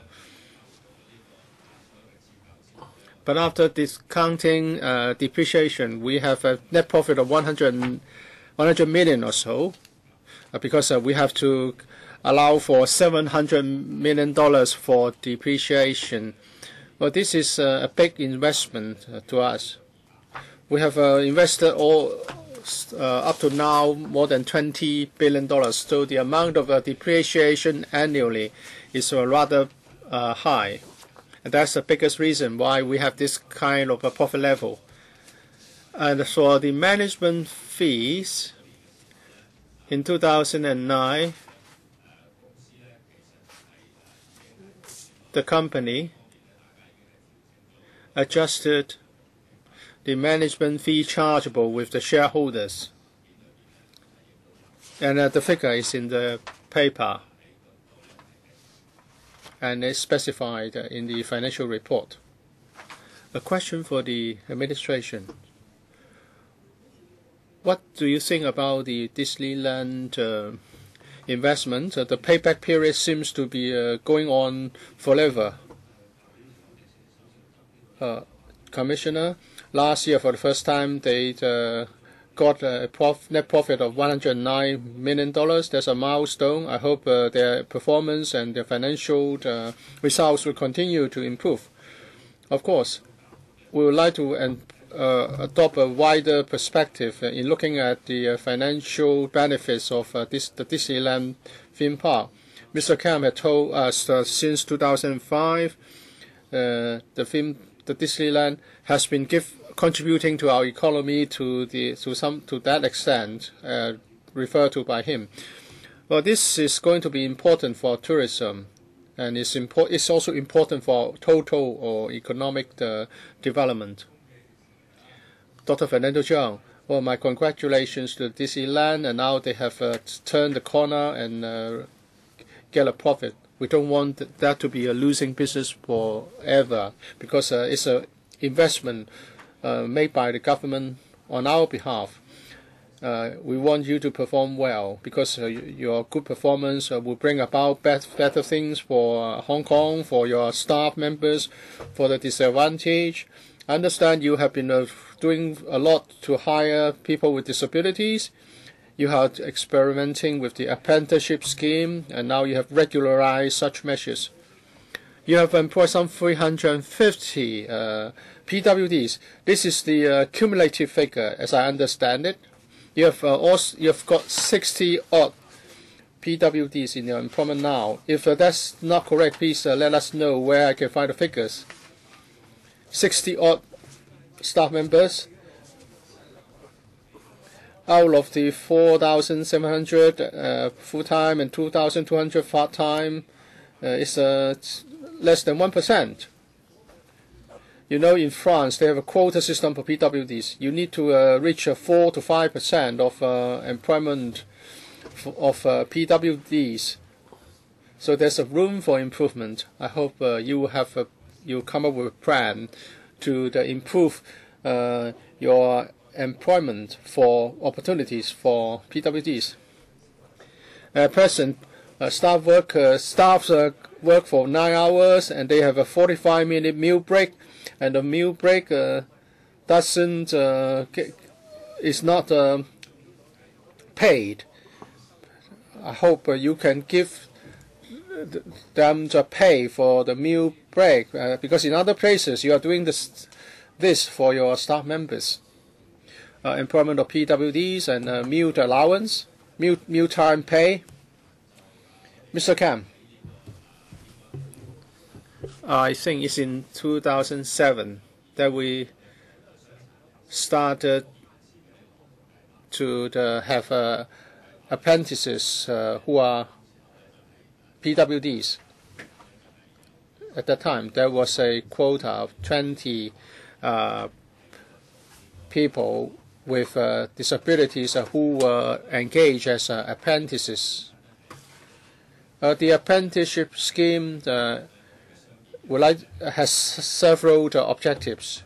First, we want PWDs to get work and be integrated in our society. So the design of the scheme is that they would be able to adapt in a real-life work environment. So we give them 9 months to learn to do their jobs. And then with mutual agreement, they will become our staff members. The member points out that we have 60-odd PWDs under our employment. The latest figure is 76. Maybe you can talk about the pay for meal time.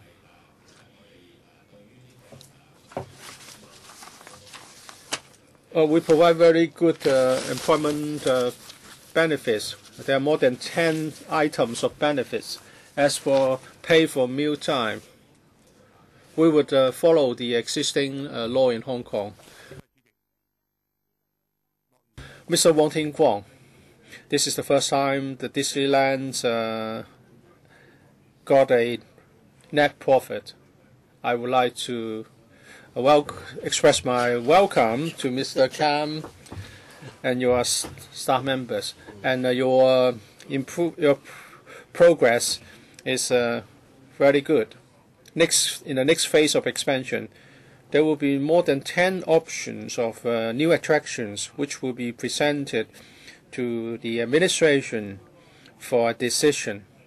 So what kind of what are they really look like? And when you continue to expand, what about your land requirement? And what about your plans to have more hotels? A few questions. Commissioner. Thank you, Chairman.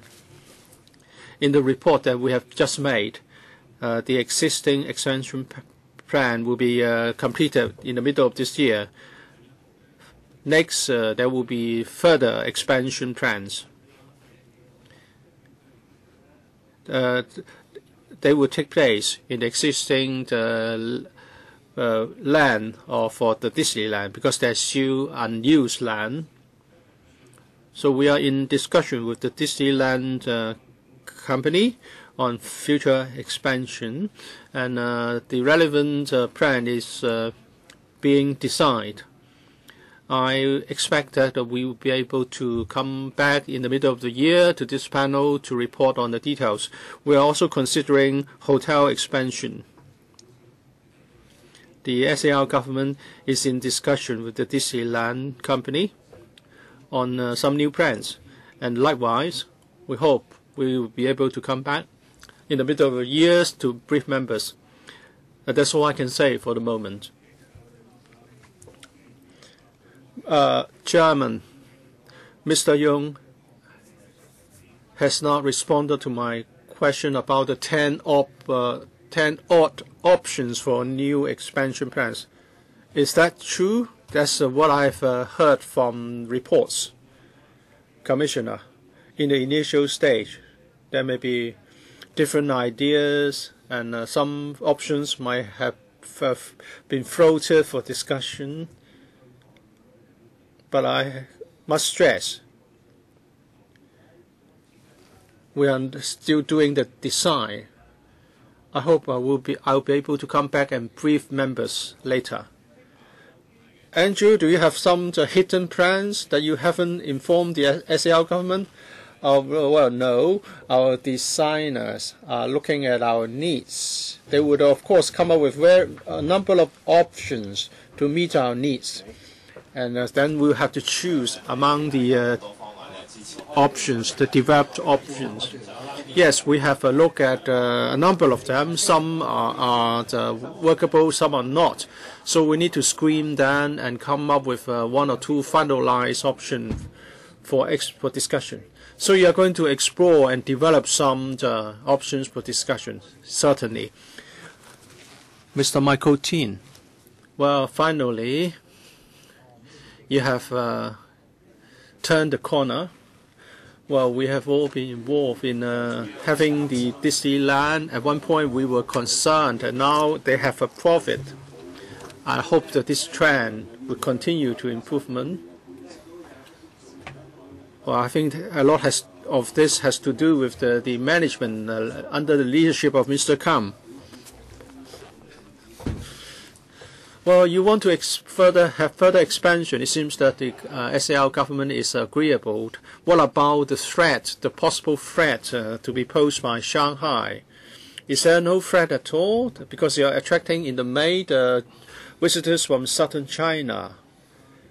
And also, if you really want to get more land, how much can you get in the vicinity of your park?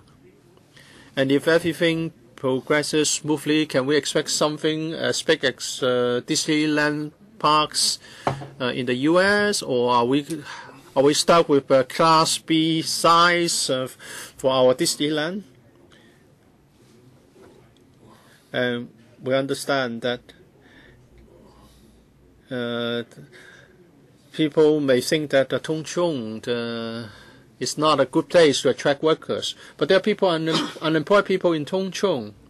But because of the connectivity, the transport problem, if they take a bus or a minibus to go to your Disneyland to work, the cost is just the same as going to the urban districts to work. How come you cannot reach any agreement with the transport department to attract more the employees from Tung Chung?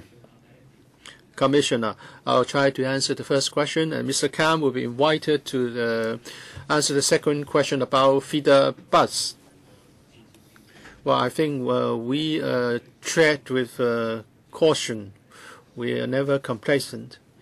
Last year saw the first time we recorded a profit for the Disneyland. I hope they will keep up and strive to do better. We are facing competition not just from Shanghai. There are other theme parks. Competition is intense. That's why we have plans for further expansion to make sure that it's continued, is attractive. Well, it's doing quite well. We hope we can have more attractions. Have you assessed the possible or potential threat from Shanghai? And what about land supply? Would land supply be sufficient to make it a Class A theme park? Well, I think we can coexist with other theme parks. The Dominion market is a big market. Mr. Kam and his colleagues have been doing a lot of publicity in southern China and in Southeast Asia to make sure that we have the net cast as wide as possible. And as I've said, we'd like to have more attractions, more facilities.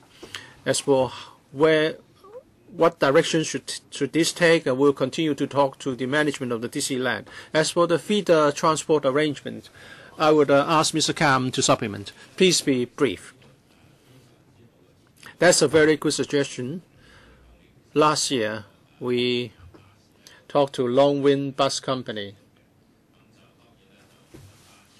Of course, Longwind is a commercial operator. The routes will be decided on a commercial basis. Why don't you provide a service? Sorry, time's up. I want to clarify the point. Would you be willing to provide the feeder service? I'm sorry, time's up. If you have got more information, could you please inform Mr. Tin later?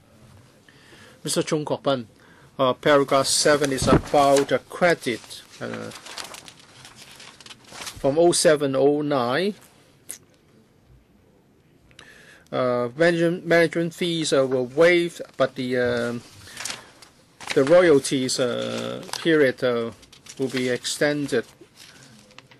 Has this come to an end? And also you have loaned $3.26 billion to the Disneyland. What is the interest rate payable, and how long will it take for the entire loan to be repaid? Mr. Kam, yes, a few years ago, a Walt Disney Company waived the management fee in view of our situation and the deferred payment of royalties for some year. Of course, the management fees waived are those fees already waived, As for the deferment of royalties, basically, they will have regard to our profits before making a decision on when the royalties will have to be paid. As for the loan, it's from our shareholders. It's a revolving credit.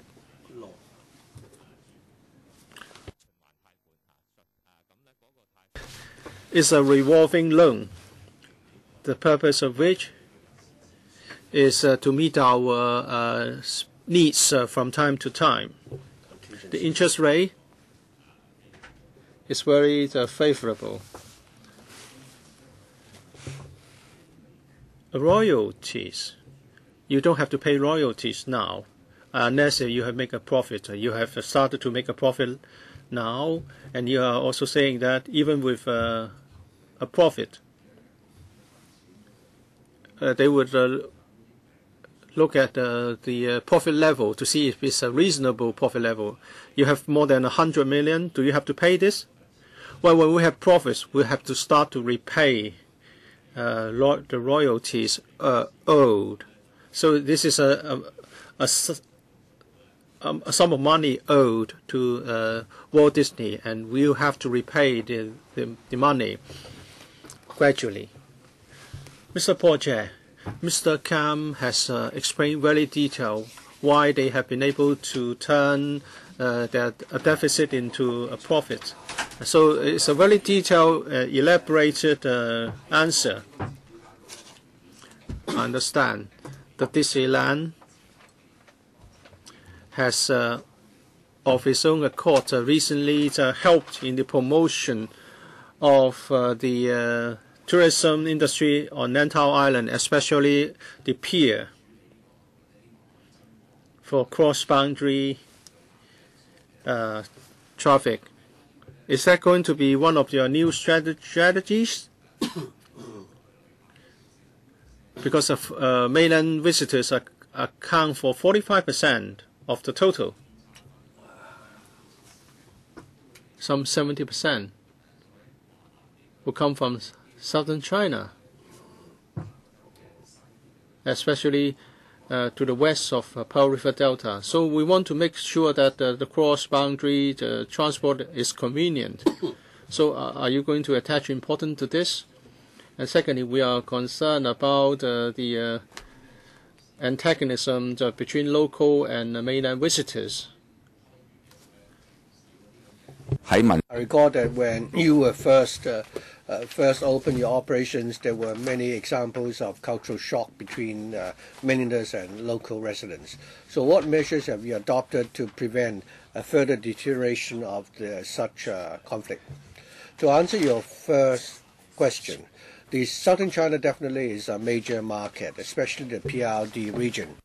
In the last few years, through our promotion activities, many of the second-tier cities in the PRD region have become a major source of our business growth. We see that many of these regions, especially those in the west, to the west of the PRD, like Chongshan and Zhuhai, for tourists from those areas to come to Hong Kong, if they take the land route, they will have to really, set off at a very early hour before they can cross the border at Shenzhen. So for them, it's really a very arduous trip. So if we could have a more, convenient way for them to come, it would be good. The Sky Pier at the airport already runs ferries to the western part of PRD, except that it's not open to the customers arriving from the airport. If it could be done, then it can certainly increase the number of visitors from the western part of the PRD. A conflict between mainlanders and local residents. Well, over the years, we already have accumulated a lot of experience to cope with and to serve our mainland visitors. We have detailed training for our staff as to how they should serve these visitors. Basically, I think the problem is now under control. I think we've managed the situation very well. We've tried our best to ensure that both local and mainland visitors would find it very convenient when they visit our theme park. Do you still have kids from the mainland, for example, urinating over the plants in the theme park and so on? This has been reported in the media. It also has an adverse impact as far as the hygiene situation is concerned. It's also an eyesore. So I hope you will do more to improve upon that. Paul Chair. First of all, the firework display at Disney theme park is actually causing pollution and affecting the people living in the vicinity. Would you consider changing the firework display into some sort of pyrotechnic performances? You have 4,500 full-time staff working at the theme park, and about 50 are PWDs. So I'd like to ask whether or not you will set a specific target regarding the number of PWDs that you would employ, so that you could be accountable to the public. Thirdly, let me follow up on Mr. Michael Teen's question. That is, that there are some problems with employment of staff because of the transport situation. Very often, the staff would report for work at specific hours when they go to your resort. So could you arrange for shuttle buses so that workers from in Tung Chung can come and work at your theme park? And secondly, regarding the management fee, I don't know how it's calculated, except that we've told that they've been waived for 2008 and 2009. So how exactly are the management fees worked out, and how would that affect the financial performance of the company? Firstly, regarding fireworks, we do monitor the air quality at the theme park all the time, and all along we've been able to satisfy the requirements. I don't think we have caused any adverse impact on the residents. The second question is about the number of PWDs that we employ. Let me add that there are two channels for us to recruit the PWDs. First of all, our apprenticeship scheme, and secondly, regular recruitment. Right now, there are 76 persons with disabilities working in our theme park. We've also made an assessment, and we found that among the 4,000 odd full-time staff, we have about 3,000 jobs which are suitable for PWDs, because the operations of the theme park has to do with the safety of visitors. A lot of the work are maintenance and repair works. According to our assessment, the 3,000 jobs are suitable for PWDs. So 60, 70 out of 3,000 already make up 2.something%.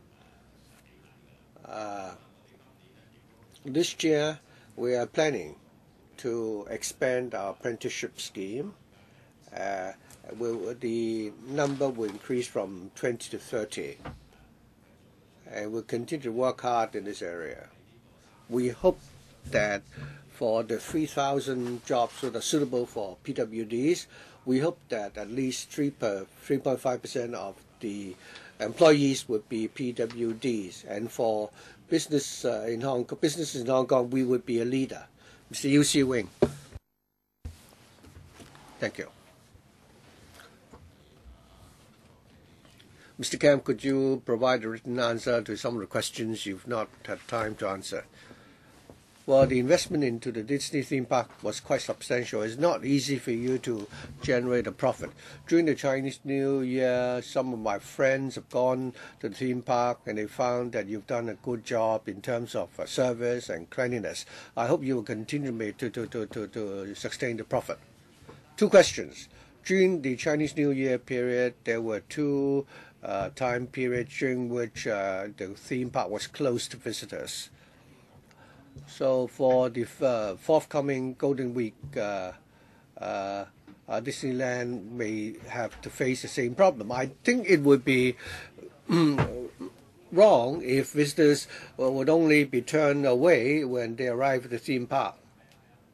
And also in 2015, the Shanghai Disney Park will be commissioned. So if we don't move forward, we will be lagging behind. So if we're not well prepared, then I think the business at the Hong Kong Disney Park will shrink. So how has the administration assessed the impact of the Shanghai Disney theme park on Hong Kong? And also, secondly, the contribution to Hong Kong Disneyland to our local economy. Don't just focus on the figures, the profit figure, because 100 odd million is a very small amount. The overall situation is more important. Regarding the visitors coming during the Golden Week and how we prepare for that. Every year before the Golden Week holiday, we would have meetings with our relevant counterparts to exchange information regarding our preparation. During the Chinese New Year, the Ocean Park had to close its doors because of the excessive number of visitors going to the park.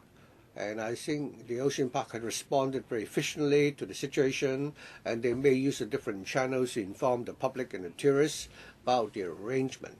At Admiralty Station, I understand that some visitors were informed already at Admiralty, and then changed the itinerary and went to Disney theme park. I think their experience in handling this situation is certainly worthy of our reference. For the Golden Week holiday, again, we will liaise with the relevant parties so that we'll be able to deal with the situation. Regarding competition, we're not only competing with Shanghai, we're also competing with other attractions in the area region. So on the one hand, we need to launch more new attractions and facilities to maintain the competitive edge of the Disney theme park. At the same time, we need to continue to promote our theme park in the mainland market and other markets so that we can ensure that there will be a steady and guaranteed source of visitors and revenue. Thank you.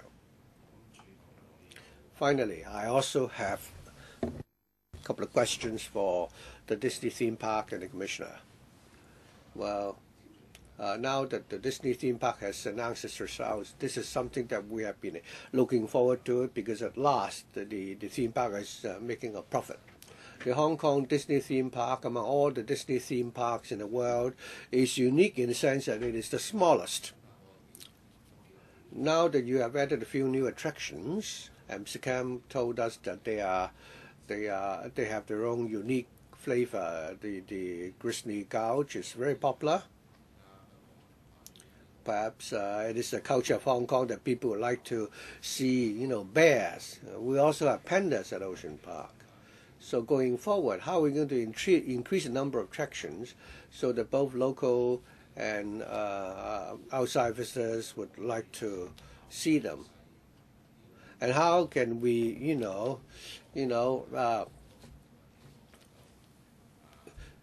get rid of the label that we are the smallest Disney theme park? I hope that the Hong Kong Disney theme park can add new attractions as soon as possible, because there's still some land that could be developed for the development of Disney attractions. I'm sure Mr. Kam or the Commissioner may not have the timetable, but I hope you will give us the information as soon as possible if you have such a plan, because this would involve public funds, or perhaps you can use the profits that you've made for the investment. On transportation, I think all of us are concerned about the transport arrangements in the district. And some members suggested that in future, when the Shanghai Disney is commissioned, how will your theme park be affected? We see that over the last few years, looking at the number of visitors coming from the mainland, I don't think the impact will be too significant because transport is becoming more and more convenient. The expressway will be commissioned in 2016, and I'm sure many people will come by X-Rail to visit our Ocean Park and the Disney theme park in Hong Kong. As how can we deal with the internal issues like interconnections and so on, I hope you will really work closely with the departments concerned on that.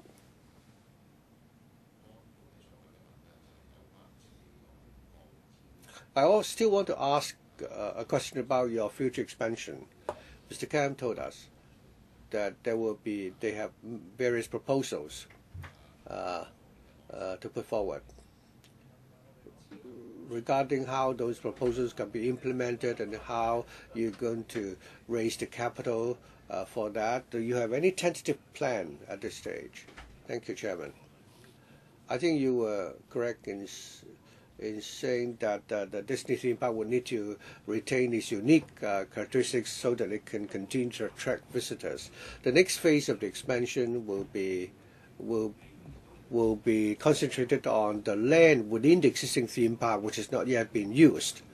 We're also considering how we can develop a new hotel.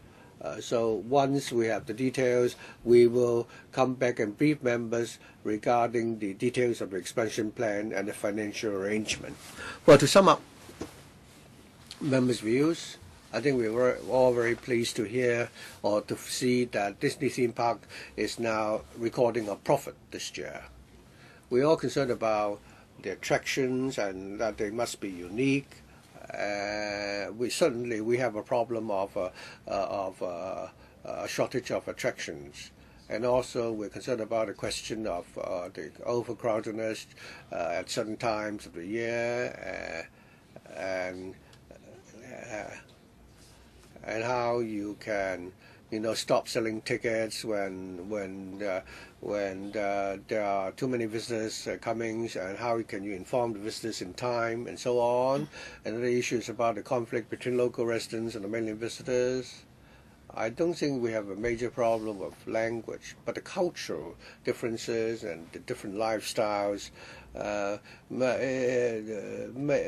is something that Disney may need to work on. We also need to make improvements in terms of transportation, both locally and also in relation to the mainland. Members are also concerned about the question of management, and Mr. Kam told us that they have an existing mechanism in place. I hope the Disney theme park will have better news for us next year in terms of its results and expansion. So I hope next year you will give us even better news. And with that, I'd like to thank the administration and the Disney theme park representatives for attending our meeting. With that, we now move on to item 7 on the agenda, the scheme of control agreements with the two power companies, the interim reviewed in 2013. We have 28 deputations, which we invite to come in, and during the interim, shall we take a break of 3 minutes?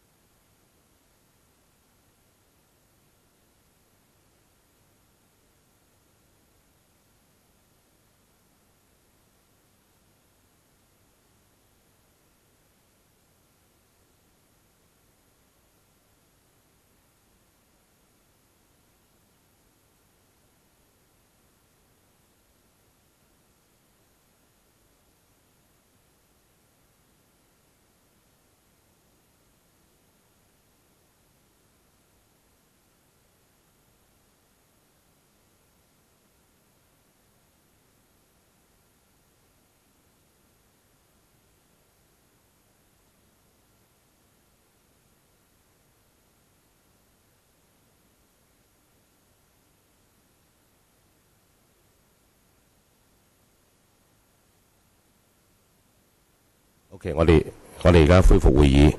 Let's resume the meeting. First of all, I would like to welcome the deputations as well as government officials and also the representatives from the two power companies.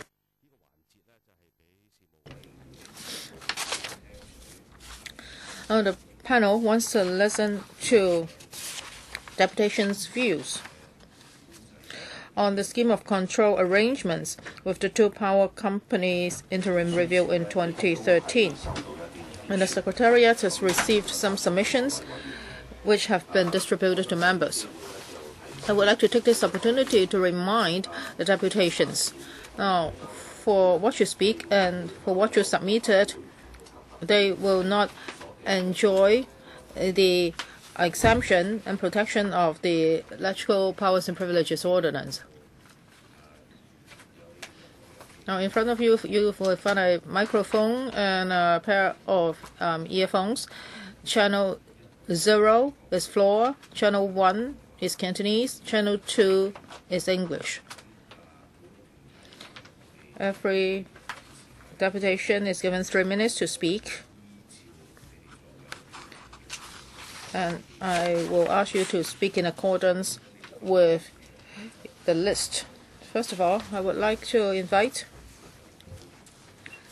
the government to speak. Do you want to say something now, or do you want to speak afterwards? Afterwards? Okay, now let's invite the representatives to speak first.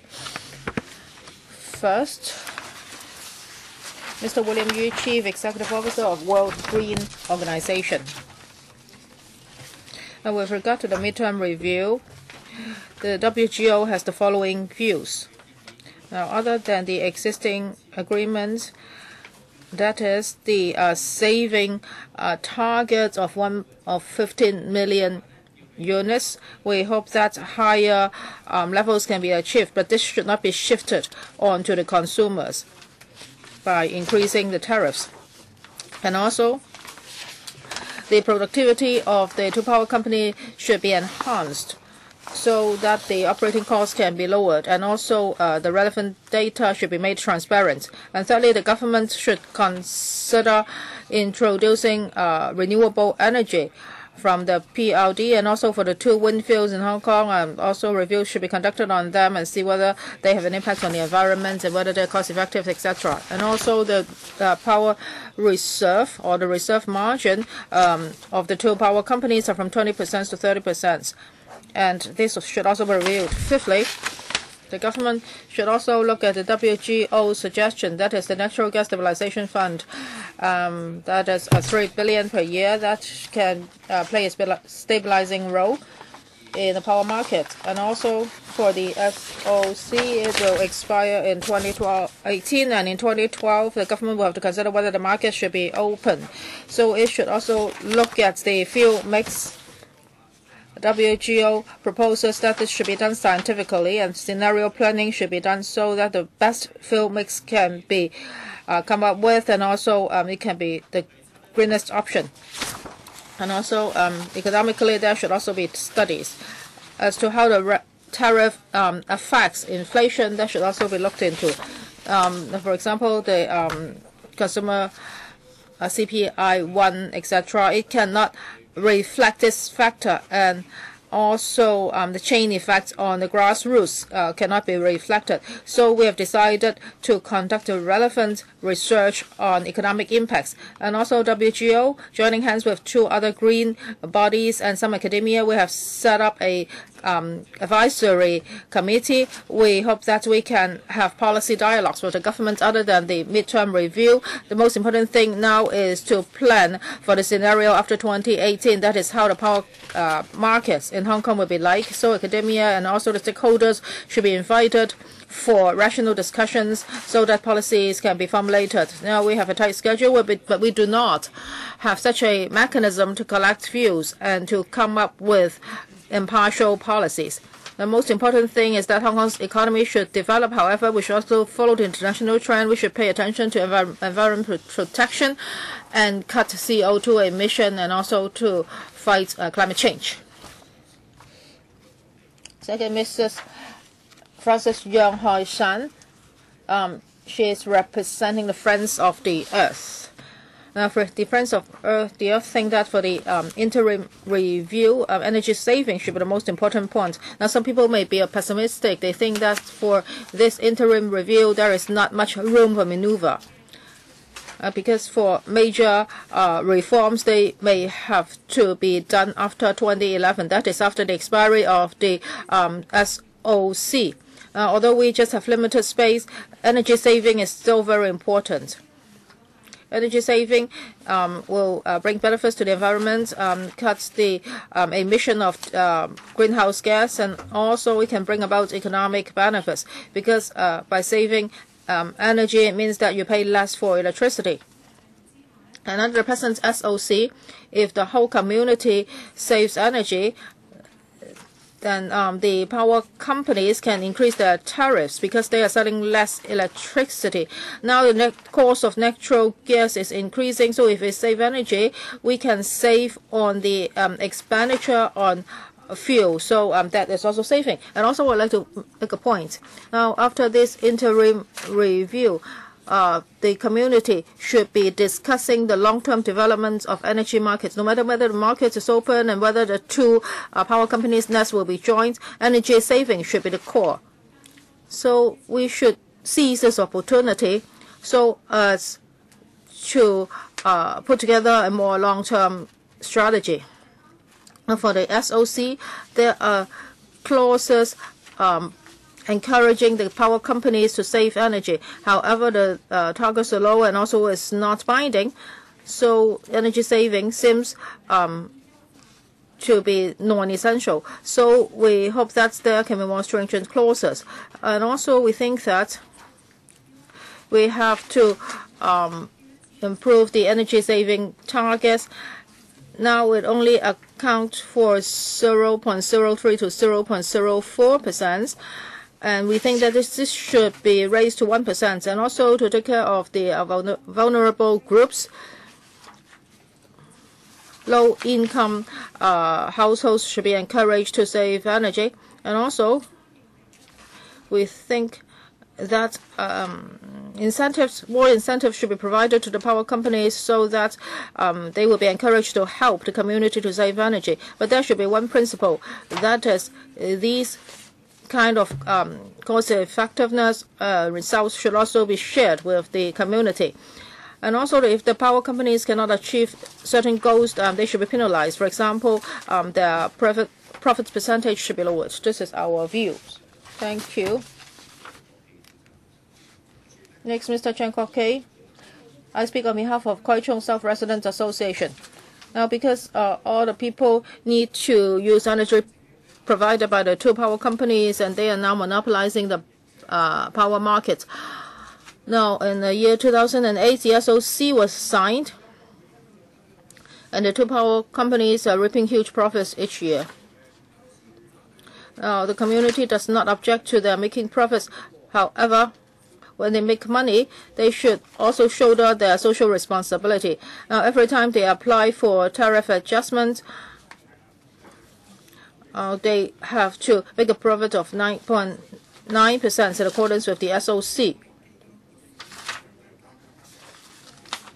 And although now the two power companies are now trying to remedy, making use of various means, however, we do not know how much the community can benefit. In the coming few years, if there is no more land premium reduction, and also if other favorable factors are not in place, then the extra cost will be shifted on to consumers. This is actually a risk-free business. So we think that during the interim review, the government should do something. For example, the 9.9% profit, the government should really look into it so that tariff won't be increased so much in the coming years. And also, the government, as well as the two power companies, should look into the use of green energies, so that eventually the community would have to pay less. And also for airports, railways, and big shopping malls, they would use a lot of electricity. Maybe they should subsidize ordinary households in terms of tariff charges.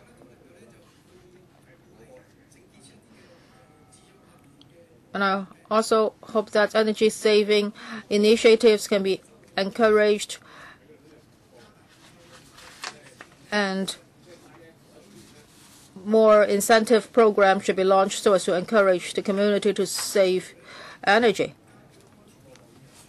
And also safe nuclear power should be introduced.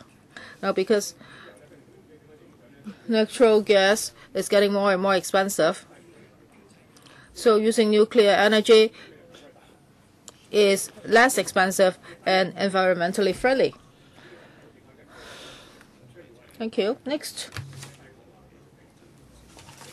Mr. Jimmy Kwok, Federation of Hong Kong Industries. We have 8 points to make.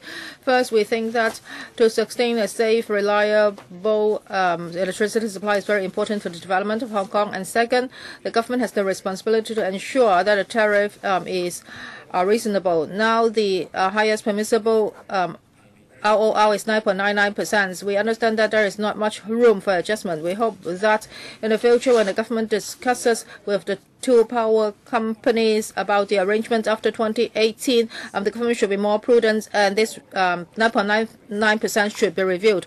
And thirdly, emission reduction and the stable supply of electricity must be balanced. We understand that because of emission reduction, the two power companies have been using more and more natural gas, and that's why natural gas price has increased. So we must pay attention to that. I think that when the government asks the power companies to change from coal to natural gas, they should not rush the two power companies. Otherwise, the tariff will be increased too much for the general people.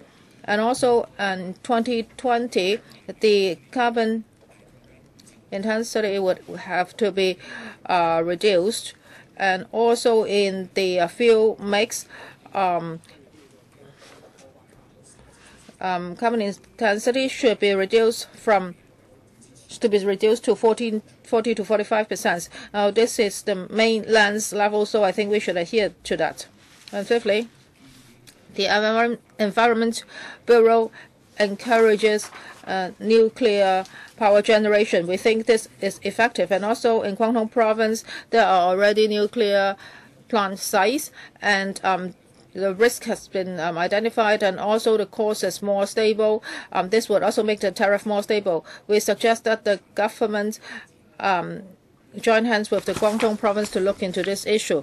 And sixth, we must have better management of energy demand, and also during non-peak hours, the tariff rate should be reduced. For example, Saturdays can be regarded as non-peak hours.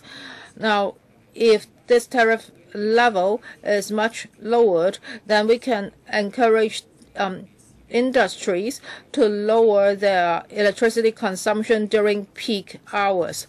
Seventh, the public hopes that the government can look at the charges for commercial and residential users, and there should not be an across-the-board arrangement.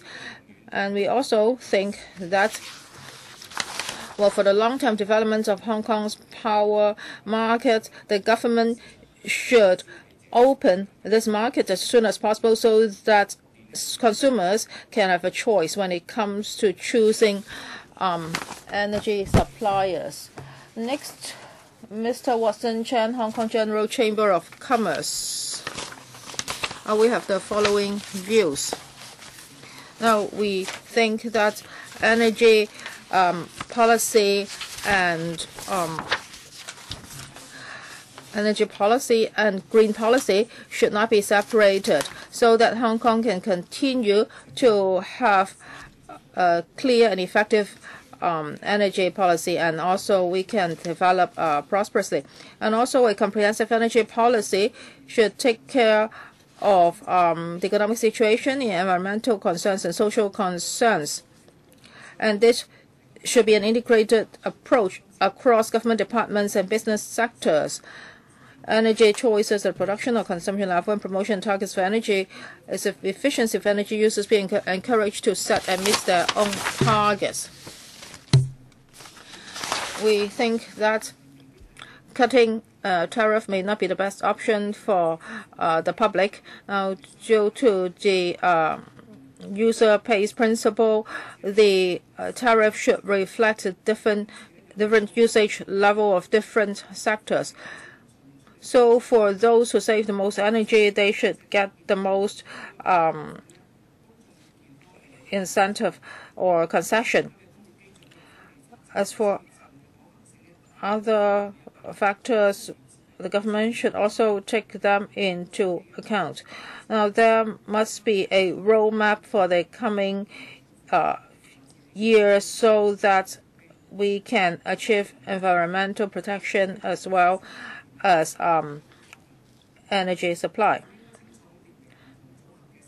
The government should look at the cost effectiveness of different fuel mix, and also different stakeholders have different responsibilities. And all this made transparent so that the community can have informed discussion. As for demand side management, companies should change its behavior and purchasing decisions. And also, the government should continue to encourage the business sector as well as the people to save energy. The government should also manage peak hour energy consumption. Now, there must be a fair field for all sectors. The government should, and its stakeholders as well as the companies should agree on future reforms if there are any. As for progressive tariff structure, it should be based on energy efficiency with reference to the international tariff models and local sector relevant ranges. And also hospitals and public transport providers, because they are making more making use of more energy, they should not be penalized. There must be more detailed plans, and also public consensus should be reached, and also the business sector should be given time to make adjustment accordingly. Mr. Goh Wai-Muk will be speaking on behalf of Greenpeace. Now today we are talking about SOC and what can be done under this agreement. Now this is an agreement, and we always talk about contractual spirit. And it sets out the responsibility of both sides. But when we look at the SOC, the two power companies' responsibilities, where are they? Actually, they only have little responsibilities. So when it comes to the stable supply of electricity, environment protection, reduction in emission, customer service costs, all of this are shifted onto us, onto Hong Kong people.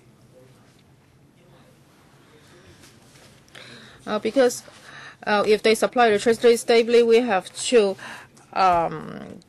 give them monetary award, and if they save energy, we have to give them monetary award. So the biggest problem is the lack of the delineation of their responsibility. It's just that they are acting as an agent, and they take a commission out of this. We must change this, because for Hong Kong, whether we are ordinary citizens or corporations, we expect the power companies to show or share with us some of the social responsibility. I think we should take a start, make a start with energy saving. First, the two power companies should help the community to save electricity, because that would control the demand and cost of electricity, and that would help us contributing to the environment and also the reducing the impact of climate change. This is the primary responsibility of the government, that the government should make the two power companies committed on the basis of a shared responsibility, and Hong Kong people should not be asked to shoulder all the cost of doing this. We should look at the 1% as a saving target, 1% of the total consumption, so that in the future tariff will not continue to increase. The power companies have been bragging about their stable supply and their achievement in and protecting the environment. Well, because they have to thank the government and our people, because we pay the cost, and the government is there to urge the government to do it seriously. I hope some change can be made this year, so that under the SCA, our power generation market will be fairer and more environmentally friendly, and as a whole, our community will stand to benefit. We have Ms. Christine Fong from Sha Tin District Council. Chairman, members, Kong Hei Fa Choi, and particularly this is good news for CLP and Hong Kong Yi. We owed CLP some $700 million, and very soon it will be $1 billion. We have been waiting since 2008, and now we have this midterm review in 2013. I hope all Hong Kong people should open their eyes. Hong Kong is no longer a developing area. We are a developed area. In the Pearl River Delta, they will have a segregation of the grid and power generation. And even in Macau, the negotiation is led by the Macau SAR. So it's time we have the separation of grid and power generation. And we should have some incentives, and so that those who consume less, those people who consume less, will pay less in tariff. And I hope the government would urge the CLP to support people doing this. If we have to look at a developer and also new developments in a new town, if they can use more sustainable energy, then they should get proper support. And the permissible return of a CLP should be packed with this, so that we can get the right balance. The CLP has earned a lot of money from our people, and they have been getting a bigger and bigger profit. I hope in the midterm review they would shoulder some responsibility and provide a rebate. According to the U.S. Federal Reserve, up to 2015, we are going to have a low-interest environment. The last Secretary for the Energy agreed that for sustainable energy, the return is 11%. But that's not fair to the community, given the low interest. And now the CLP is acting like a big intermediary, and they get a big profit out of it. In some substations, the supply figures are not accurate. So they are talking about 90.99% reliability, but in the Zhangguanou, there were some housing estates who suffered blackouts. So the same goes for some rural houses. So how come they can get such a high reliability statistics? Mr. Lei Silong, we have 3 proposals to make. The government should first of all review the fuel mix before reviewing the scheme of control agreement. Our energy policy is one based predominantly on coal and gas. Gas prices have been on the rise recently. and the rise in coal is now being passed on to consumers, leading to higher and higher tariffs. The main reason for recent tariff increases are not the result of SCAs. Therefore, professional power is of the view that there should be a quick adjustment to the fuel mix to tie in with our circumstances. And then the government would have the ability to discuss with the two power companies the rate of return in the SCA, the investment in generation units, and so on and so forth. Second, in the SCA, there should be a balance between the security, the justice, and environmental protection. The World Council on Energy published a report in 2012. It provides some advice to the policymakers worldwide to meet our requirements on the need to have a secure supply, social justice, and environmental protection. According to this report, our rank is on number 34th in meeting these challenges. We lag behind our neighbors. Therefore, in the midterm review, we would like the administration to consider the Council's indicators so that we can have a balance between energy security, social justice, and environmental protection. And we should also examine in detail the investment made by the two power companies. Some years ago, in order to cope with climate change, the two power companies were asked to change the fuel mix, and that is the sustainable source of energy should go up from 1% to 3%. As a result, the two power companies have to spend a lot of money on renewable energy facilities to meet this demand from the government. As a result, the cost will be passed on to consumers, leading to hefty increases of tariffs. We need to go for renewable energy. I hope the government would look carefully at the investment plan of the two power companies to safeguard public interest.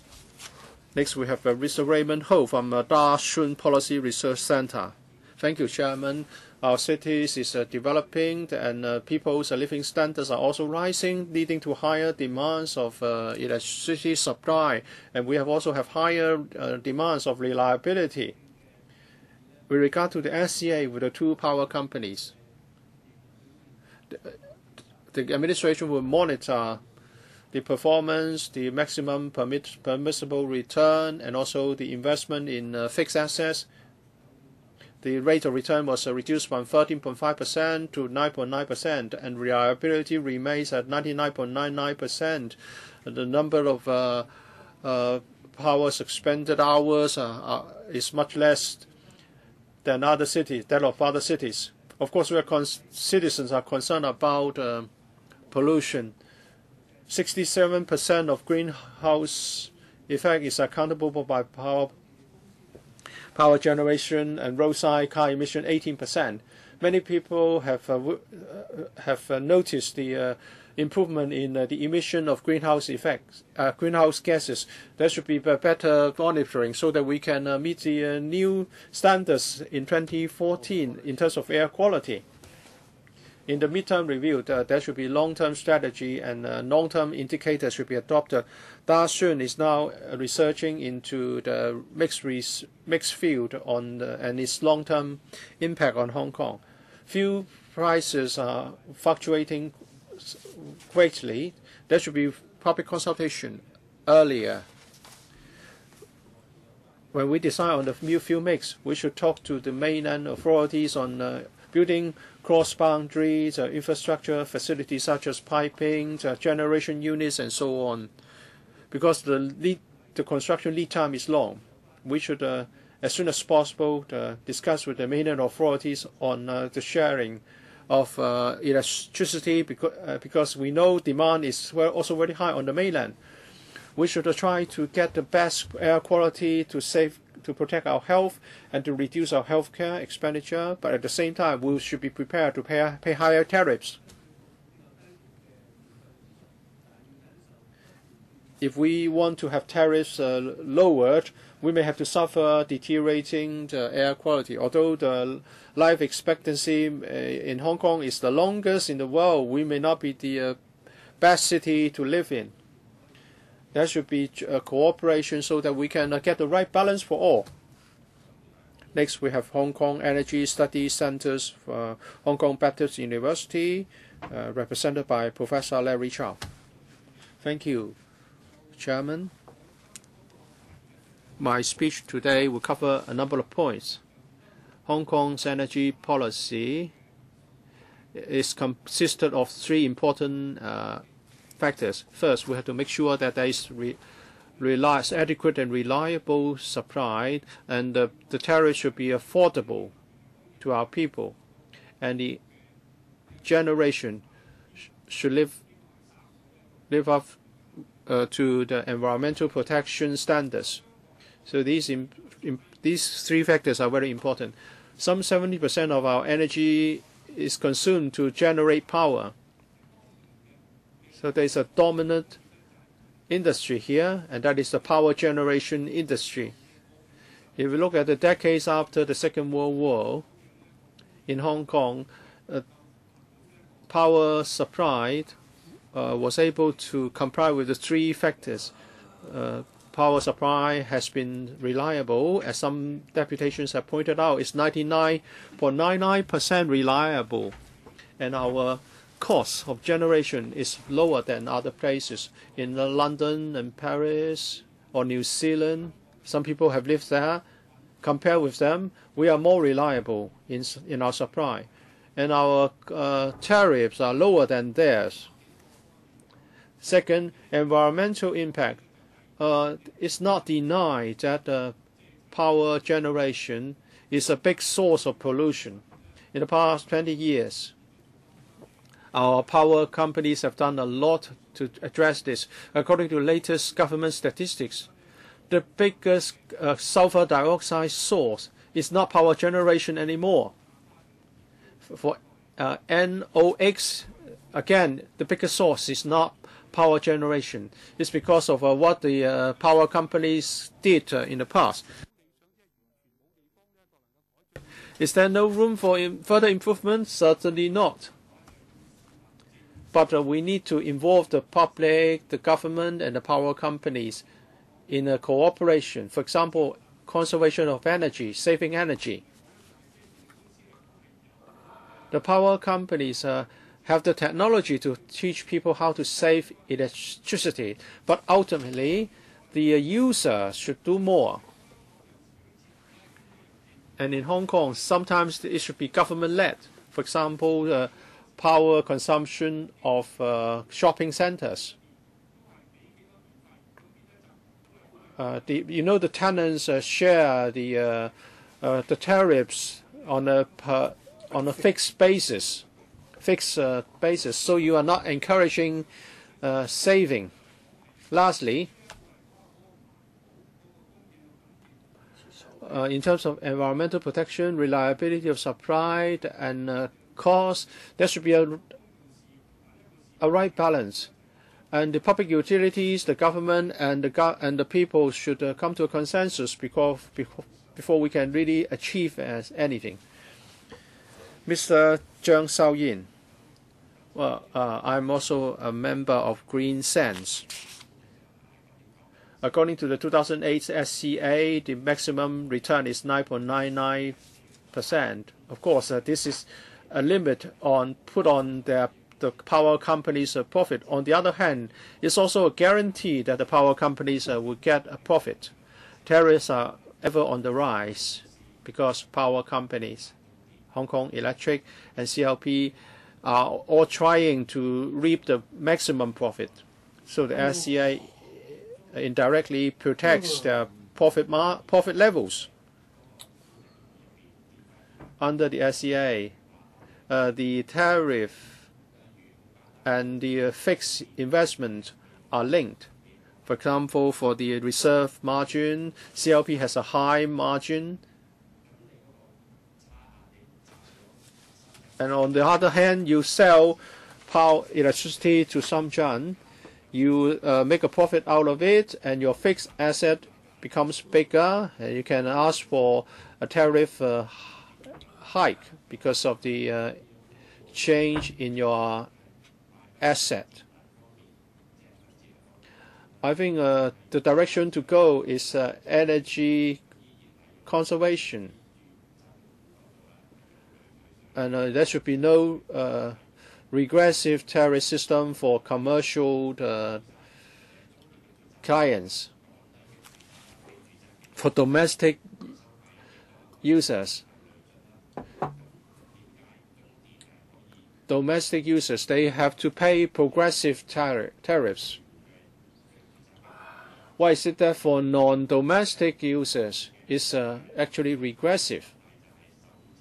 For the first 5,000 units, it's a 9.34 cents. Anything over that is a 9.25 cents. Is that what we would expect if we want to conserve energy? Commercial users account for 65% of total consumption. Such a system allows non-domestic users to pay less and use more. At the same time, domestic users may have to pay more than $1 per unit. In the SCA,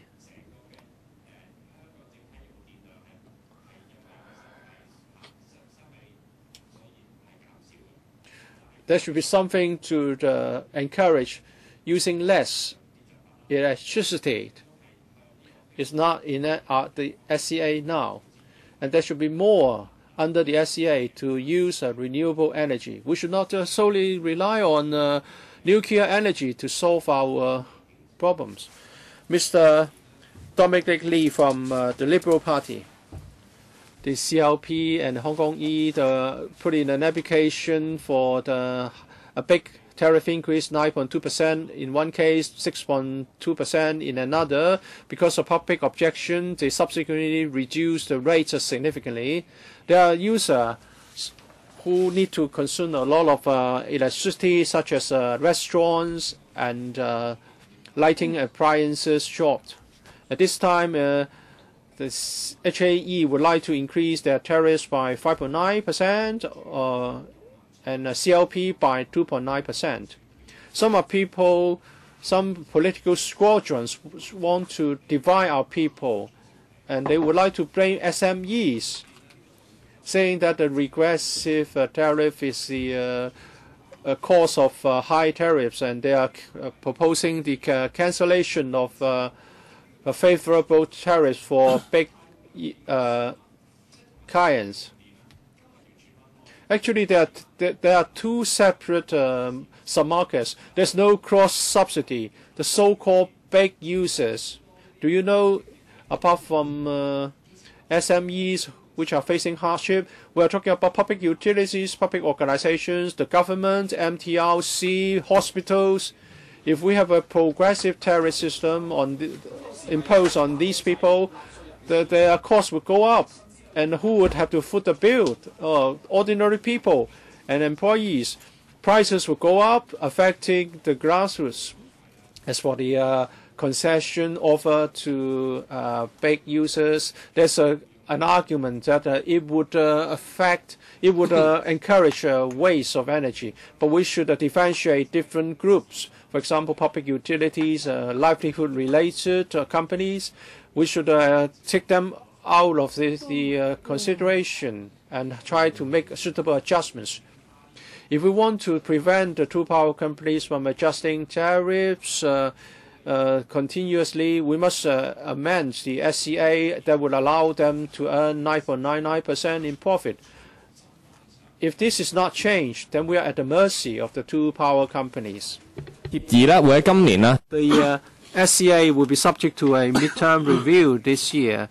The government should discuss with the two power companies to do something about the permitted rate of return. The two power companies could make some concessions in respect of the permitted rate of return. In the long term, rising fuel prices is a major trend.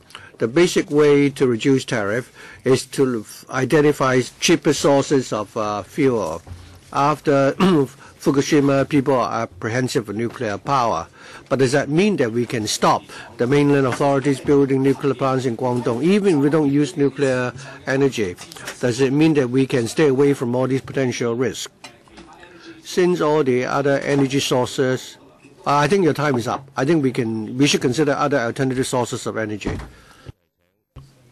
Next, we have Mr. Harris Young from the West Kowloon Environmental Protection Association.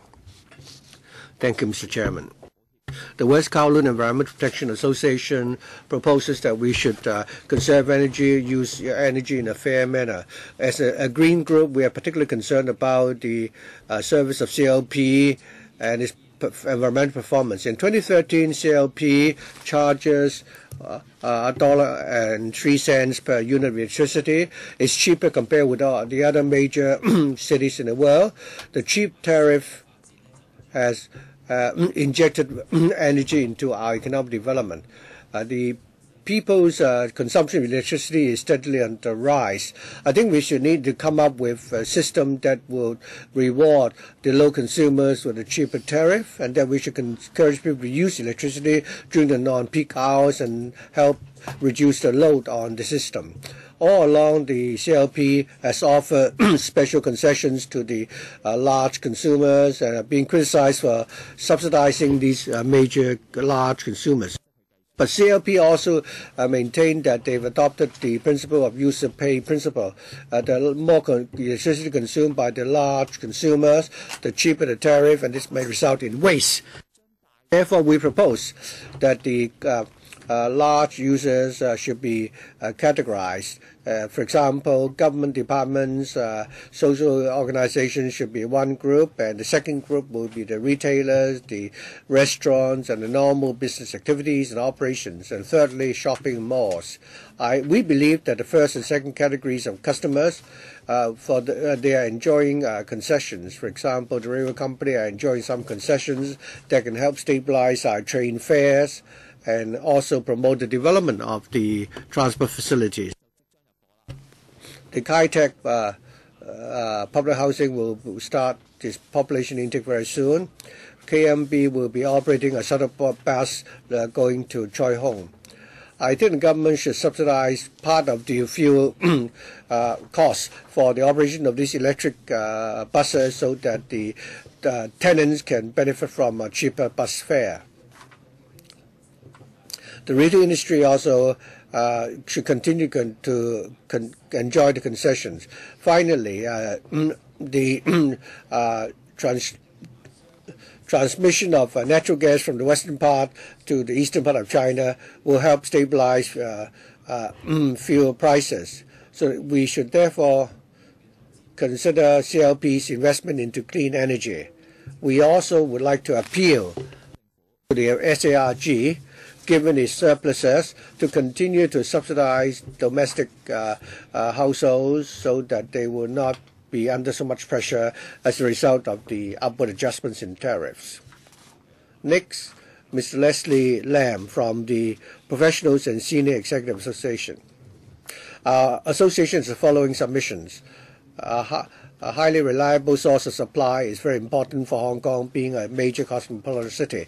To ensure sustainability and maintain our competitiveness, we want to urge SARG to ensure during the review that we have sustainable and stable supply of electricity and come up with an option that is most conducive to our economic benefit. Our reliability is up to 99.9%, but electricity tariff make up 1.7% of household expenditure, and that is actually much lower than Singapore, New York, and Sydney. The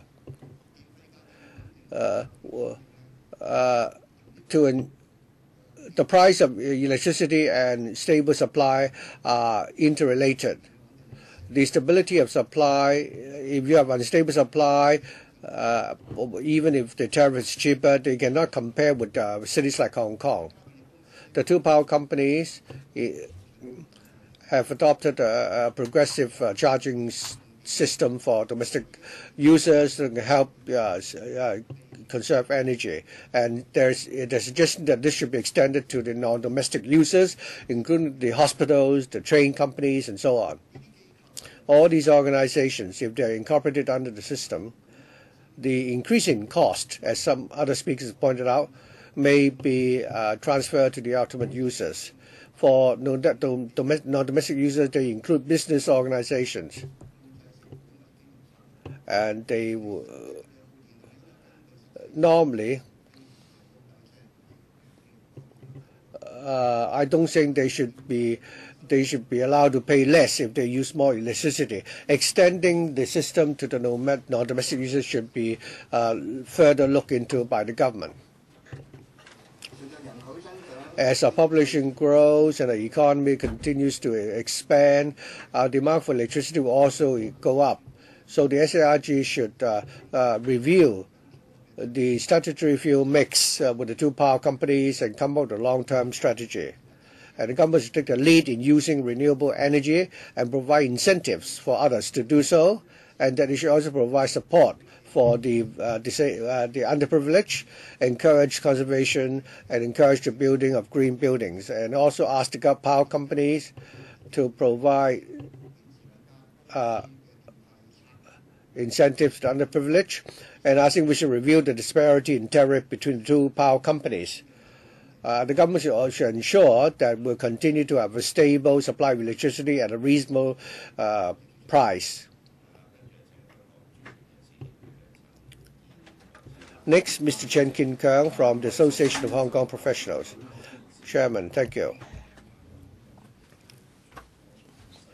I'm speaking, making some personal comments, and I'd like to talk about the service standards, tariffs, and thirdly, the interim review and regulation. We agree that the two power companies are now providing us with a very highly reliable supply of electricity. It's more than 99.9%. And this has contributed to, continued economic development. The Hong Kong Exchange, the hospitals, and the train companies need a reliable supply of electricity before they can operate smoothly. Regarding the tariffs, over the years, the two power companies have charged different tariffs. The disparity is quite significant. For 2012, Hong Kong Electric charges $1.3 per unit. It's 30% more than the $1 charged by CLP.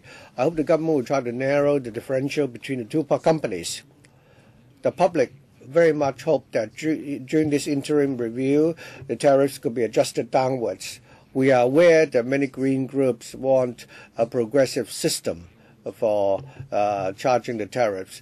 Before we consider that, I note that our tariffs, compared with other cities in Asia like Singapore and Sydney, is still cheaper.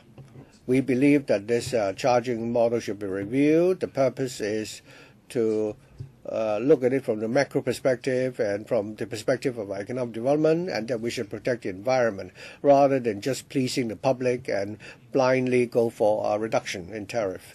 We should consider a progressive charging system, but at the same time consider the impact on the business sector, because eventually the public will have to bear the cost.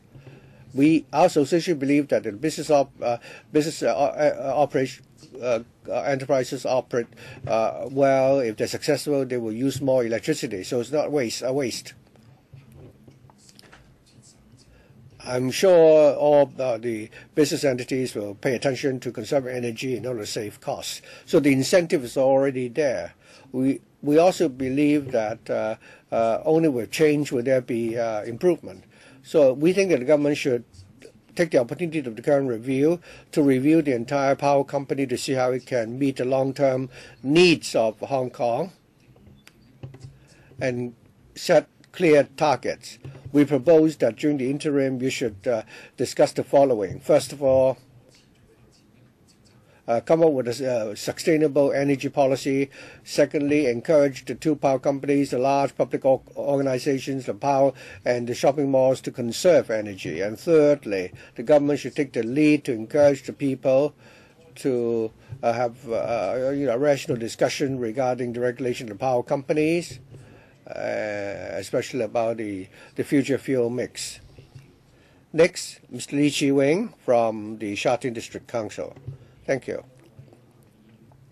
I hope honourable members will really, play the role of gatekeeper well. 9.99% return rate is too high. I hope you will fight for a more reasonable rate of return. I propose that in the current review, we can reduce the permitted rate to a return to 6 to 7%. Only then that would be reasonable. And secondly, on the question of whether we should have a progressive or regressive system, very people very often would focus on the question of the neon signs by big corporations.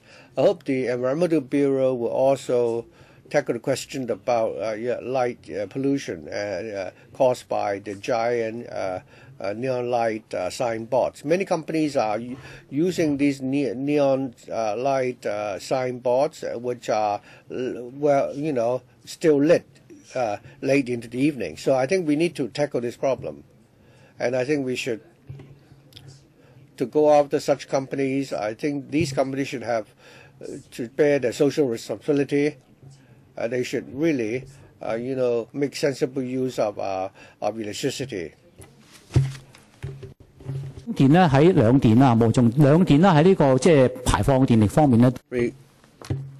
Two power companies, of course, has contributed to air pollution. So in the review, I hope the administration will come up with a standard in terms of air quality and air pollution. And both parties will have to be responsible. If the index is 100, then both parties should be responsible for 80 or 60%, so that they are aware that they have a responsibility to improve the air quality. Thirdly, I think the power company should have a tree planting program. I understand that the two companies already have tree planting program every year in order to compensate for the pollution cost, so that our air quality could be improved. Tree planting is a very good way to do that. That is in our countryside. I hope the two power companies can undertake to plant more trees. Let's say they can plant a specified number of trees in order to offset the pollution caused by power generation. Chairman, these are the 3 points I'd like to make. Next, Mr. Edward Lowe from the Hong Kong Institution of Engineers. Thank you. Hong Kong Institution of Engineers Electrical Division. 1. The current way of regulating by SOC is generally appropriate, at least it's in short term, and is a well-balanced approach in taking care of the interests of various parties, as well as ensuring the safety, security, and availability of the power system.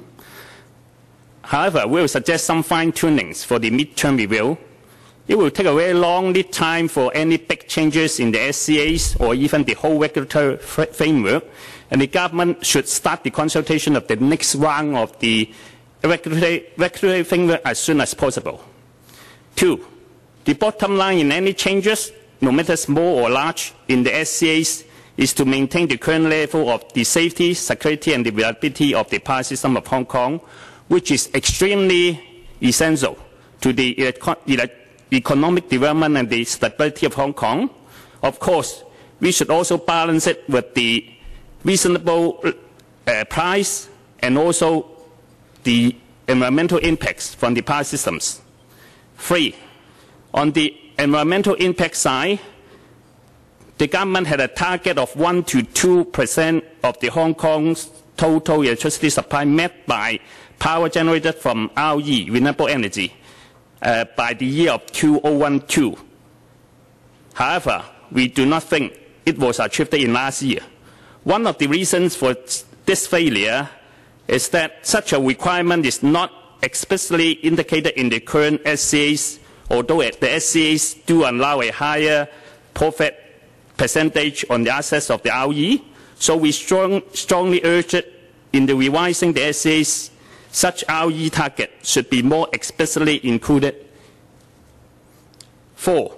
Hong Kong is far lagging behind in development of smart grid, including smart metering, as compared with other regions. Smart grid and the smart metering are well advanced tools in active network management, demand-side management, also provide flexible tariffs such as reverse metering, time variable tariff, cumulative pricing, as well as using EV as energy storage device. So all these points will help to keep a more reasonable electricity price and also encourage energy conservation, promote electric vehicles, or even reducing the required spending reserves.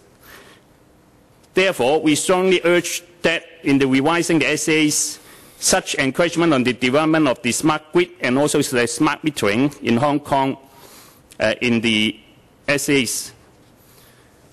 In Hong Kong, up to now, we do not have a general energy policy as a whole.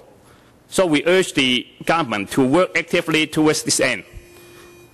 And any of this conclusion from the energy policy should be incorporated in the SAs. That is our suggestions. Thanks. 跟住係請民建聯嘅代表陳廣。Next, Mr. Kin-fung from the DAB. Thank you. Later on, the government will be reviewing the scheme of control with the two power companies. The DAB hopes that the government would grasp this opportunity to actually reduce the pressure for upward adjustment of tariff in the next few years so that you can relieve the burden on the general public. We believe that the government, other than asking the two power companies to adopt a progressive system for tariffs in order to reduce the burden on the low-income households, while at the same time it should ask the two power companies to reform its incentives for conservation and amend the incentive scheme for energy efficiency in order to reduce the pressure for further upward adjustments in tariffs. From 2007 and 2011, every year there has been a 1% growth in the sale of electricity. We hope the government should set an energy efficiency standard, say 1% saving every year. If the target is met, the power companies will be rewarded. On the other, if it's the other way around, they should be punished. With this scheme in place, the two power companies will try its best to ensure that its users will conserve energy, and as a result, the typical 1% growth in demand can be reduced, and that can also help reduce the cost of electricity per unit. The government should ask the two power companies to proactively provide energy-saving measures or support, including subsidies for people to replace the old electricity appliances. And under this incentive scheme, come up with arrangements so to ensure that people will benefit if they conserve energy. We also propose that we should expand the source of capital for the tariff stabilization fund. If the power company were to turn the land for commercial development, a certain percentage of the proceeds should be wired into that fund. In the long term, we urge the government to require the tariff adjustments to be approved by EXCO and review the power company's application for and also we should amend the system of calculating the permitted profit according to the fixed asset value so that the development projects can meet with public expectations. And we should also link up the grids of the two power companies at the same time and bring in a third competitor in the market. Next, Mr. Lee Ho-yin. 30會 As for the 30S Group, Environment and Energy Working Group, we have the following 4 proposals. Now, according to the SOC now, the CLP is fixed asset depreciation is smaller than that of the XEC. Now, 10 years ago, when the mid-year review was conducted, we understand that CLP had reached an agreement with the government, and so there was a total saving of $650 million. So we suggest the government to align the 2 companies' fixed asset depreciation so as to ease the pressure on tariff increase. And also for operating risk-sharing mechanism, now for the 2 power companies, their costs would finally be shifted on to users. Last year, CLP's coal conveyor had problems, and it affected its generation of electricity, and CLP had to buy electricity from the mainland. The cost was later shifted on to its users. So we suggest that the power companies, the government, and a third-party expert should look into this incident. And if future incidents like this happen, and if a party is found to be responsible, then the shareholders of the relevant power company should shoulder the responsibility. And third, about a stick and carrots mechanism. We know that from 2008 onwards, the SOC has introduced certain mechanisms like this, for example, emission reduction, environment protection, and quality of customer service. Several targets are set. And these targets are effective for the 10 years of the SOC. When we look at other companies or other countries' situations, actually this kind of targets will be reviewed every 5 years. And actually there are 2 incentives. First is to encourage the power companies to step up their performance, and also the stepped up performance can benefit the consumers. So we suggest that the government and the 2 power companies to review these targets set up 5 years ago and see if they can be optimized. And also for natural gas fund and direct subsidy. The government should set up a natural gas fund. Now the government is providing direct subsidy to users, but we think that a fund should be set up. Now it's $150 per household, and it's about $4.5 billion per year. Now, if the government is to subsidize the public, we think that a better mechanism should be set up. If we set up a fund, we may indirectly subsidize commercial users. Thank you. Next, from Civic Party, Mr. Yang Ok. Now, first about emission targets. Now, according to the President's SOC, we understand that the government and the 2 power companies have set emission control targets. Yes, we think that is good. However, we discovered that for the 2 power companies, after they achieved such goals, they can have extra permissible ROR. But the cost may be shifted onto the public, so we have to pay attention to this. And at the same time, this is a system with carrots but no stick. Now, if for reducing emission they get carrot, of course that's good. But what if they cannot do it? Is there a stick? So we have noticed this point. We hope that the government would also pay attention to this when they make the interim review. And this system with only carrot but no stick should be revamped. And also for renewable energy, in the SOC, we discovered that the government has not set any targets for recyclable energy. This is the world trend, and we hope that the government can encourage the 2 power companies to use recyclable energy. However, this is not included in the existing framework.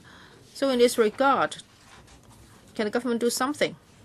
This is what the Civic Party want the government to do. And thirdly, energy conservation. The 2 power companies Now they are using natural gas, but natural gas price has gone up.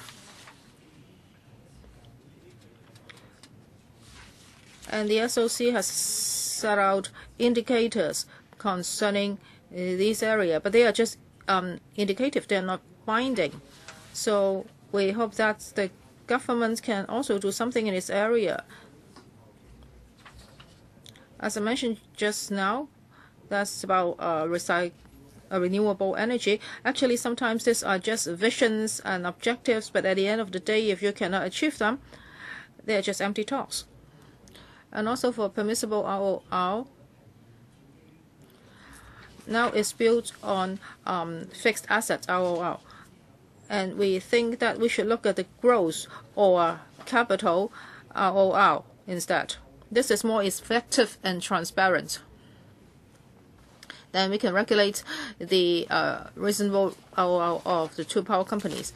Now is an aligned rate of 9.99%. We think that this should be changed. That is, maybe it should be from 8 to 9%. That's a reasonable ROR, and if it's less than that, they can raise the tariff. If not, otherwise. Next, Mr. Mockinwing from FTU. Well, for the Social Affairs Committee of the FTU, we have the following views. Now, for the permissible ROR now is 9.99 is very high because Hong Kong is a mature economy, and in the past years or in the foreseeable future, the interest rate in the world will be on the low side. So this is a public utility, and if its profit is up to 9.99%, we think this is really on the high side. Now we have the interim review. We think this is a good opportunity for discussion. That is, by 2018, would this permissible ROR be lowered? And also, this mechanism is based on the investment in fixed assets. In the past years, the government has been encouraging the two power companies to supply electricity in a reliable manner. Hong Kong is no longer an industrial city. Now it's a commercial city. So when it comes to electricity consumption, it's not that volatile. Even in the summer, during the peak season, the electricity consumption is not that huge. But now the reserve capacity is about 31%. So when it's compared with other cities, this is really high. So we think that during the interim review, this should be lowered so that fixed assets can be compressed and the pressure on tariff increase can be eased. And also, we agree with some of the other deputations. That is, there should be a progressive calculation of tariff charge. And also, incentives should be provided to attract commercial users so that they can adopt more energy-saving measures. Because at the moment, it is quite unfair for them. And also, the two power companies can also freeze the tariff charging of certain low usage households. And also the two power companies can learn from the town gas. For people who have financial difficulties, maybe a concession scheme should be introduced. And for singleton elderly or single parent families, concessions should also be given to them. So if we adopt a progressive system for people who live in compartmentalized units, they may suffer more because they use the same meter. Next, Mr. Andrew Chiu from Democratic Party. Thank you. I'm a district councillor of the Democratic Party, and I'm also the convener of its consumer rights policy group. Now, when we look at the society, now, the people's pays do not increase as fast as utility charges. CLP last year forecasts foretold that in the coming few years there will be a tariff increase of 40%. So no matter how our pay is increased, it seems that we cannot catch up with inflation.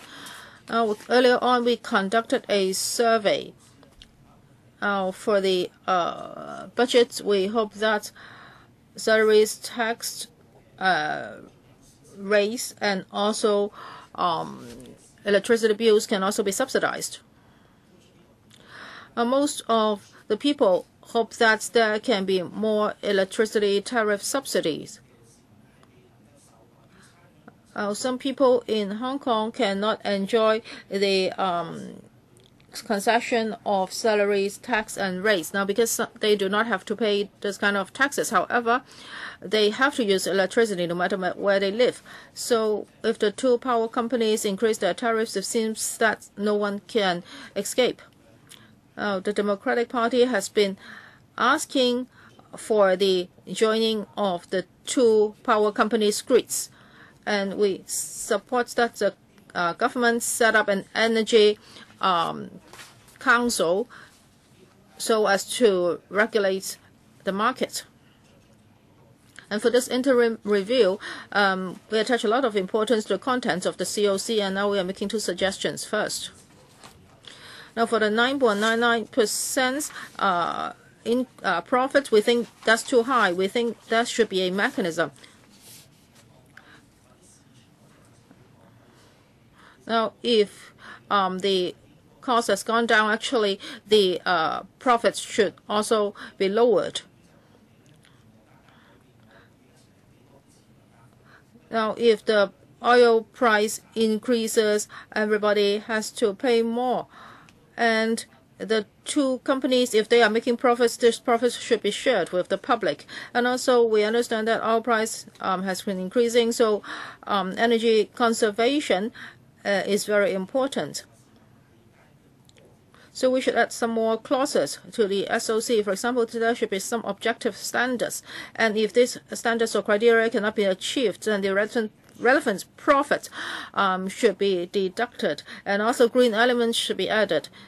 DP also objects to the regressive arrangements for big users nowadays, because this is wasting the Earth's energy.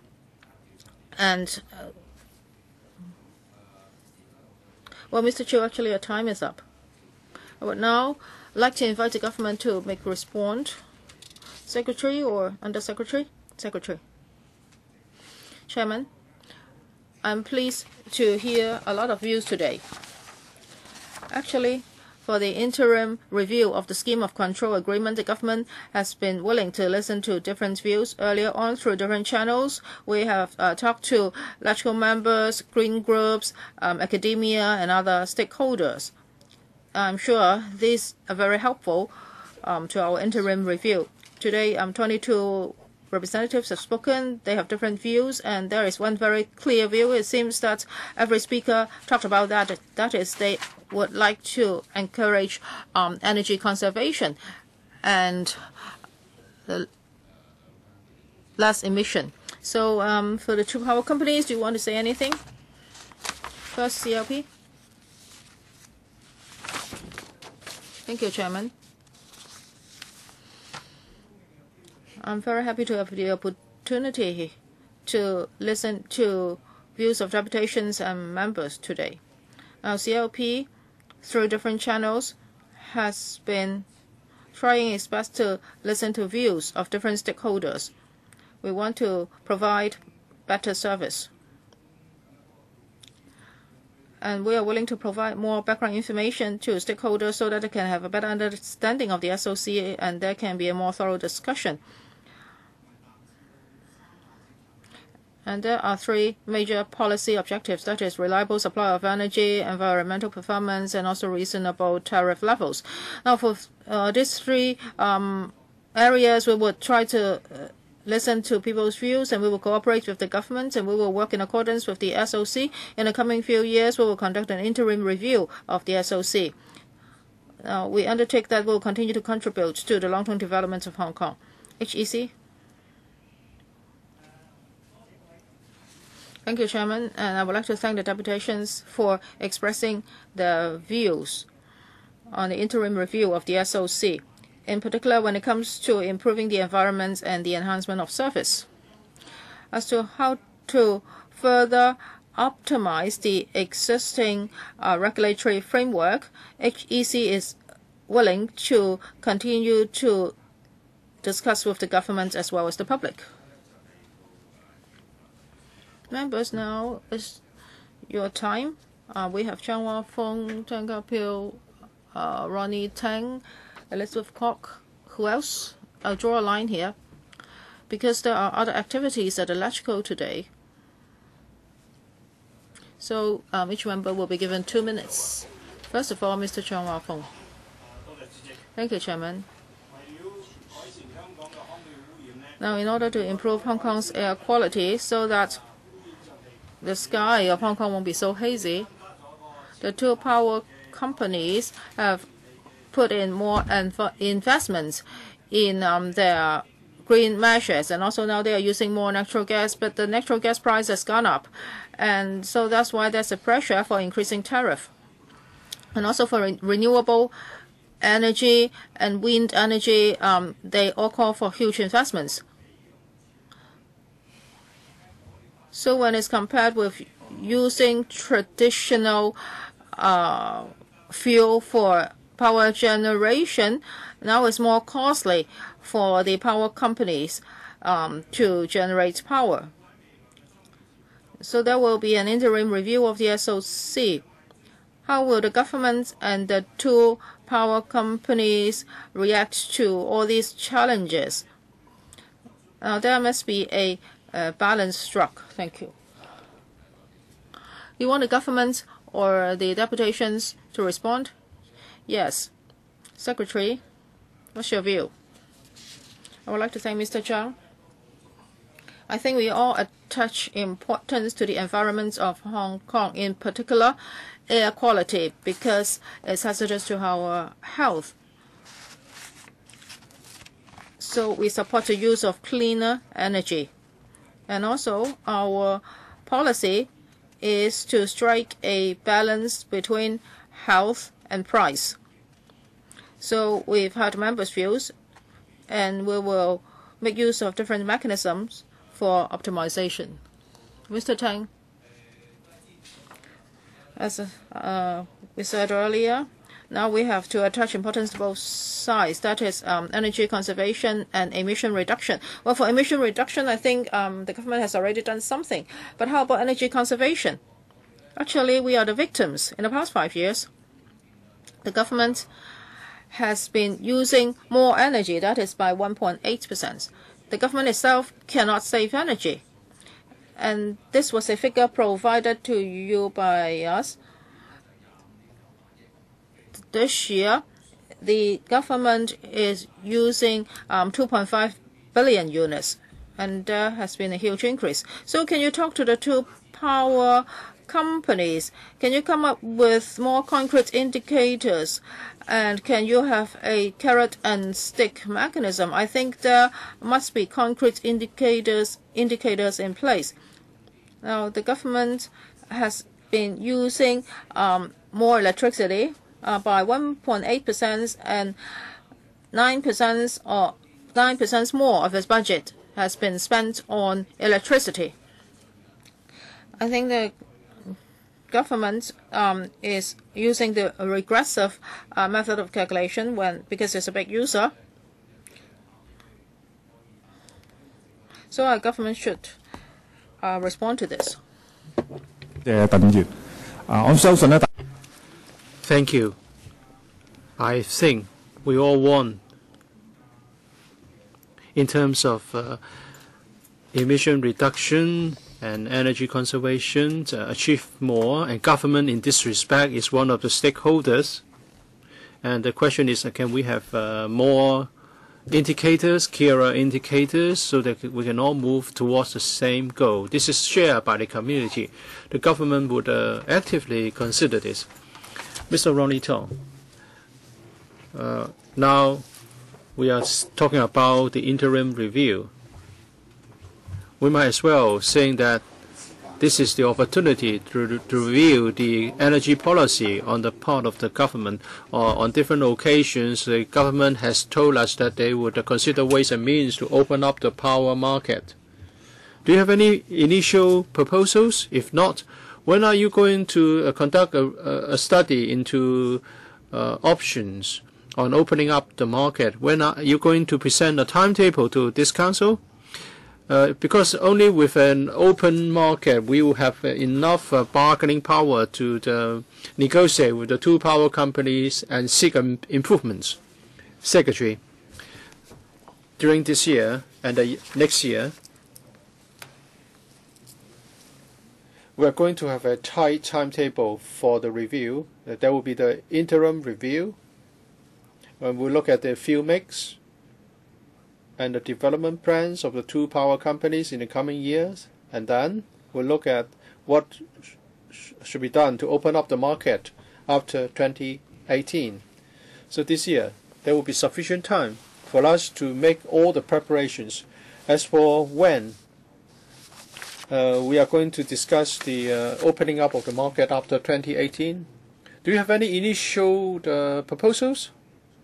Well, a lot would depend on your views and what you would like to do in the future.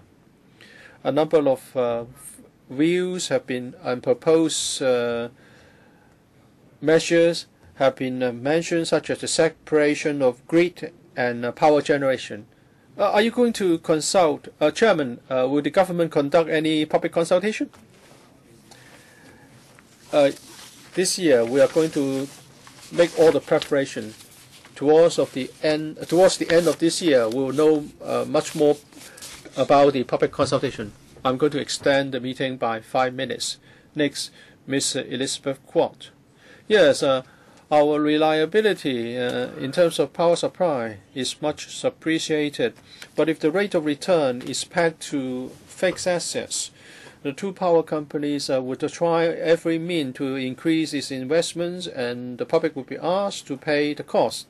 Under the SEA, fuel costs and other operating costs can be passed on entirely to the users, so they have no incentive to conserve. I'm concerned whether the tariff increase will be even more hefty next year because they have to buy from a new source. I think there should be both carrots and sticks in the SCA, and if they achieve any savings, the public should also be benefited.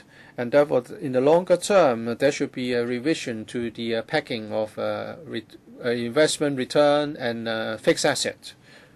Secretary, thank you for your questions. At this stage, we are very open-minded. We are listening to views from the community. If in promoting conservation of energy, whether we should have incentives only or we should have carrots and sticks, but we try to seek the right balance. There are different views expressed. Secretary, lastly, let me put this to you. We have heard different and divergent views. Your proposed fuel mix, according to many of them, should be adjusted. There are also the green, so-called green coal. Sometimes coal can also be environmentally friendly. And what about nuclear energy? The government should consider such views carefully and try to get the right balance. From what I've heard, people are asking the government to be a better goalkeeper, and they are willing to pay a price if that would mean the blue skies. But of course, if you increase tariffs, no one is going to be happy. How can you control the rate of tariff increase in the future? you should regard this as an important task in your negotiation with the two power companies and in fulfilling your role as a goalkeeper. In the latter half of the year, there will be a discussion on the fuel mix, and then we'll set the future direction. And we look at the share of natural gas, and as you said, coal can also be environmentally friendly. And we would consider the impact on our environment and on costs if we have a different fuel mixes, and then we'll chart the best way forward for our community. Maybe you will also like to get something from the two power companies. Anything supplement from? Any supplement from the two power companies? Well, I think the views expressed are already very clear. Any decision we take will have a profound impact on our economy and our future. So please do this carefully. The two power companies are responsible for generating electricity, but we don't want to see drastic changes in your investment, thus affecting tariffs. If you've got new progress, please come back to report to us. I think that's all for this particular item. I thank all the deputations for coming, and then we now move on to AOB. The next meeting will be held on the 25th of March. We start at 10:45 a.m. Anything under AOB from members? If not, meeting's adjourned. Thank you.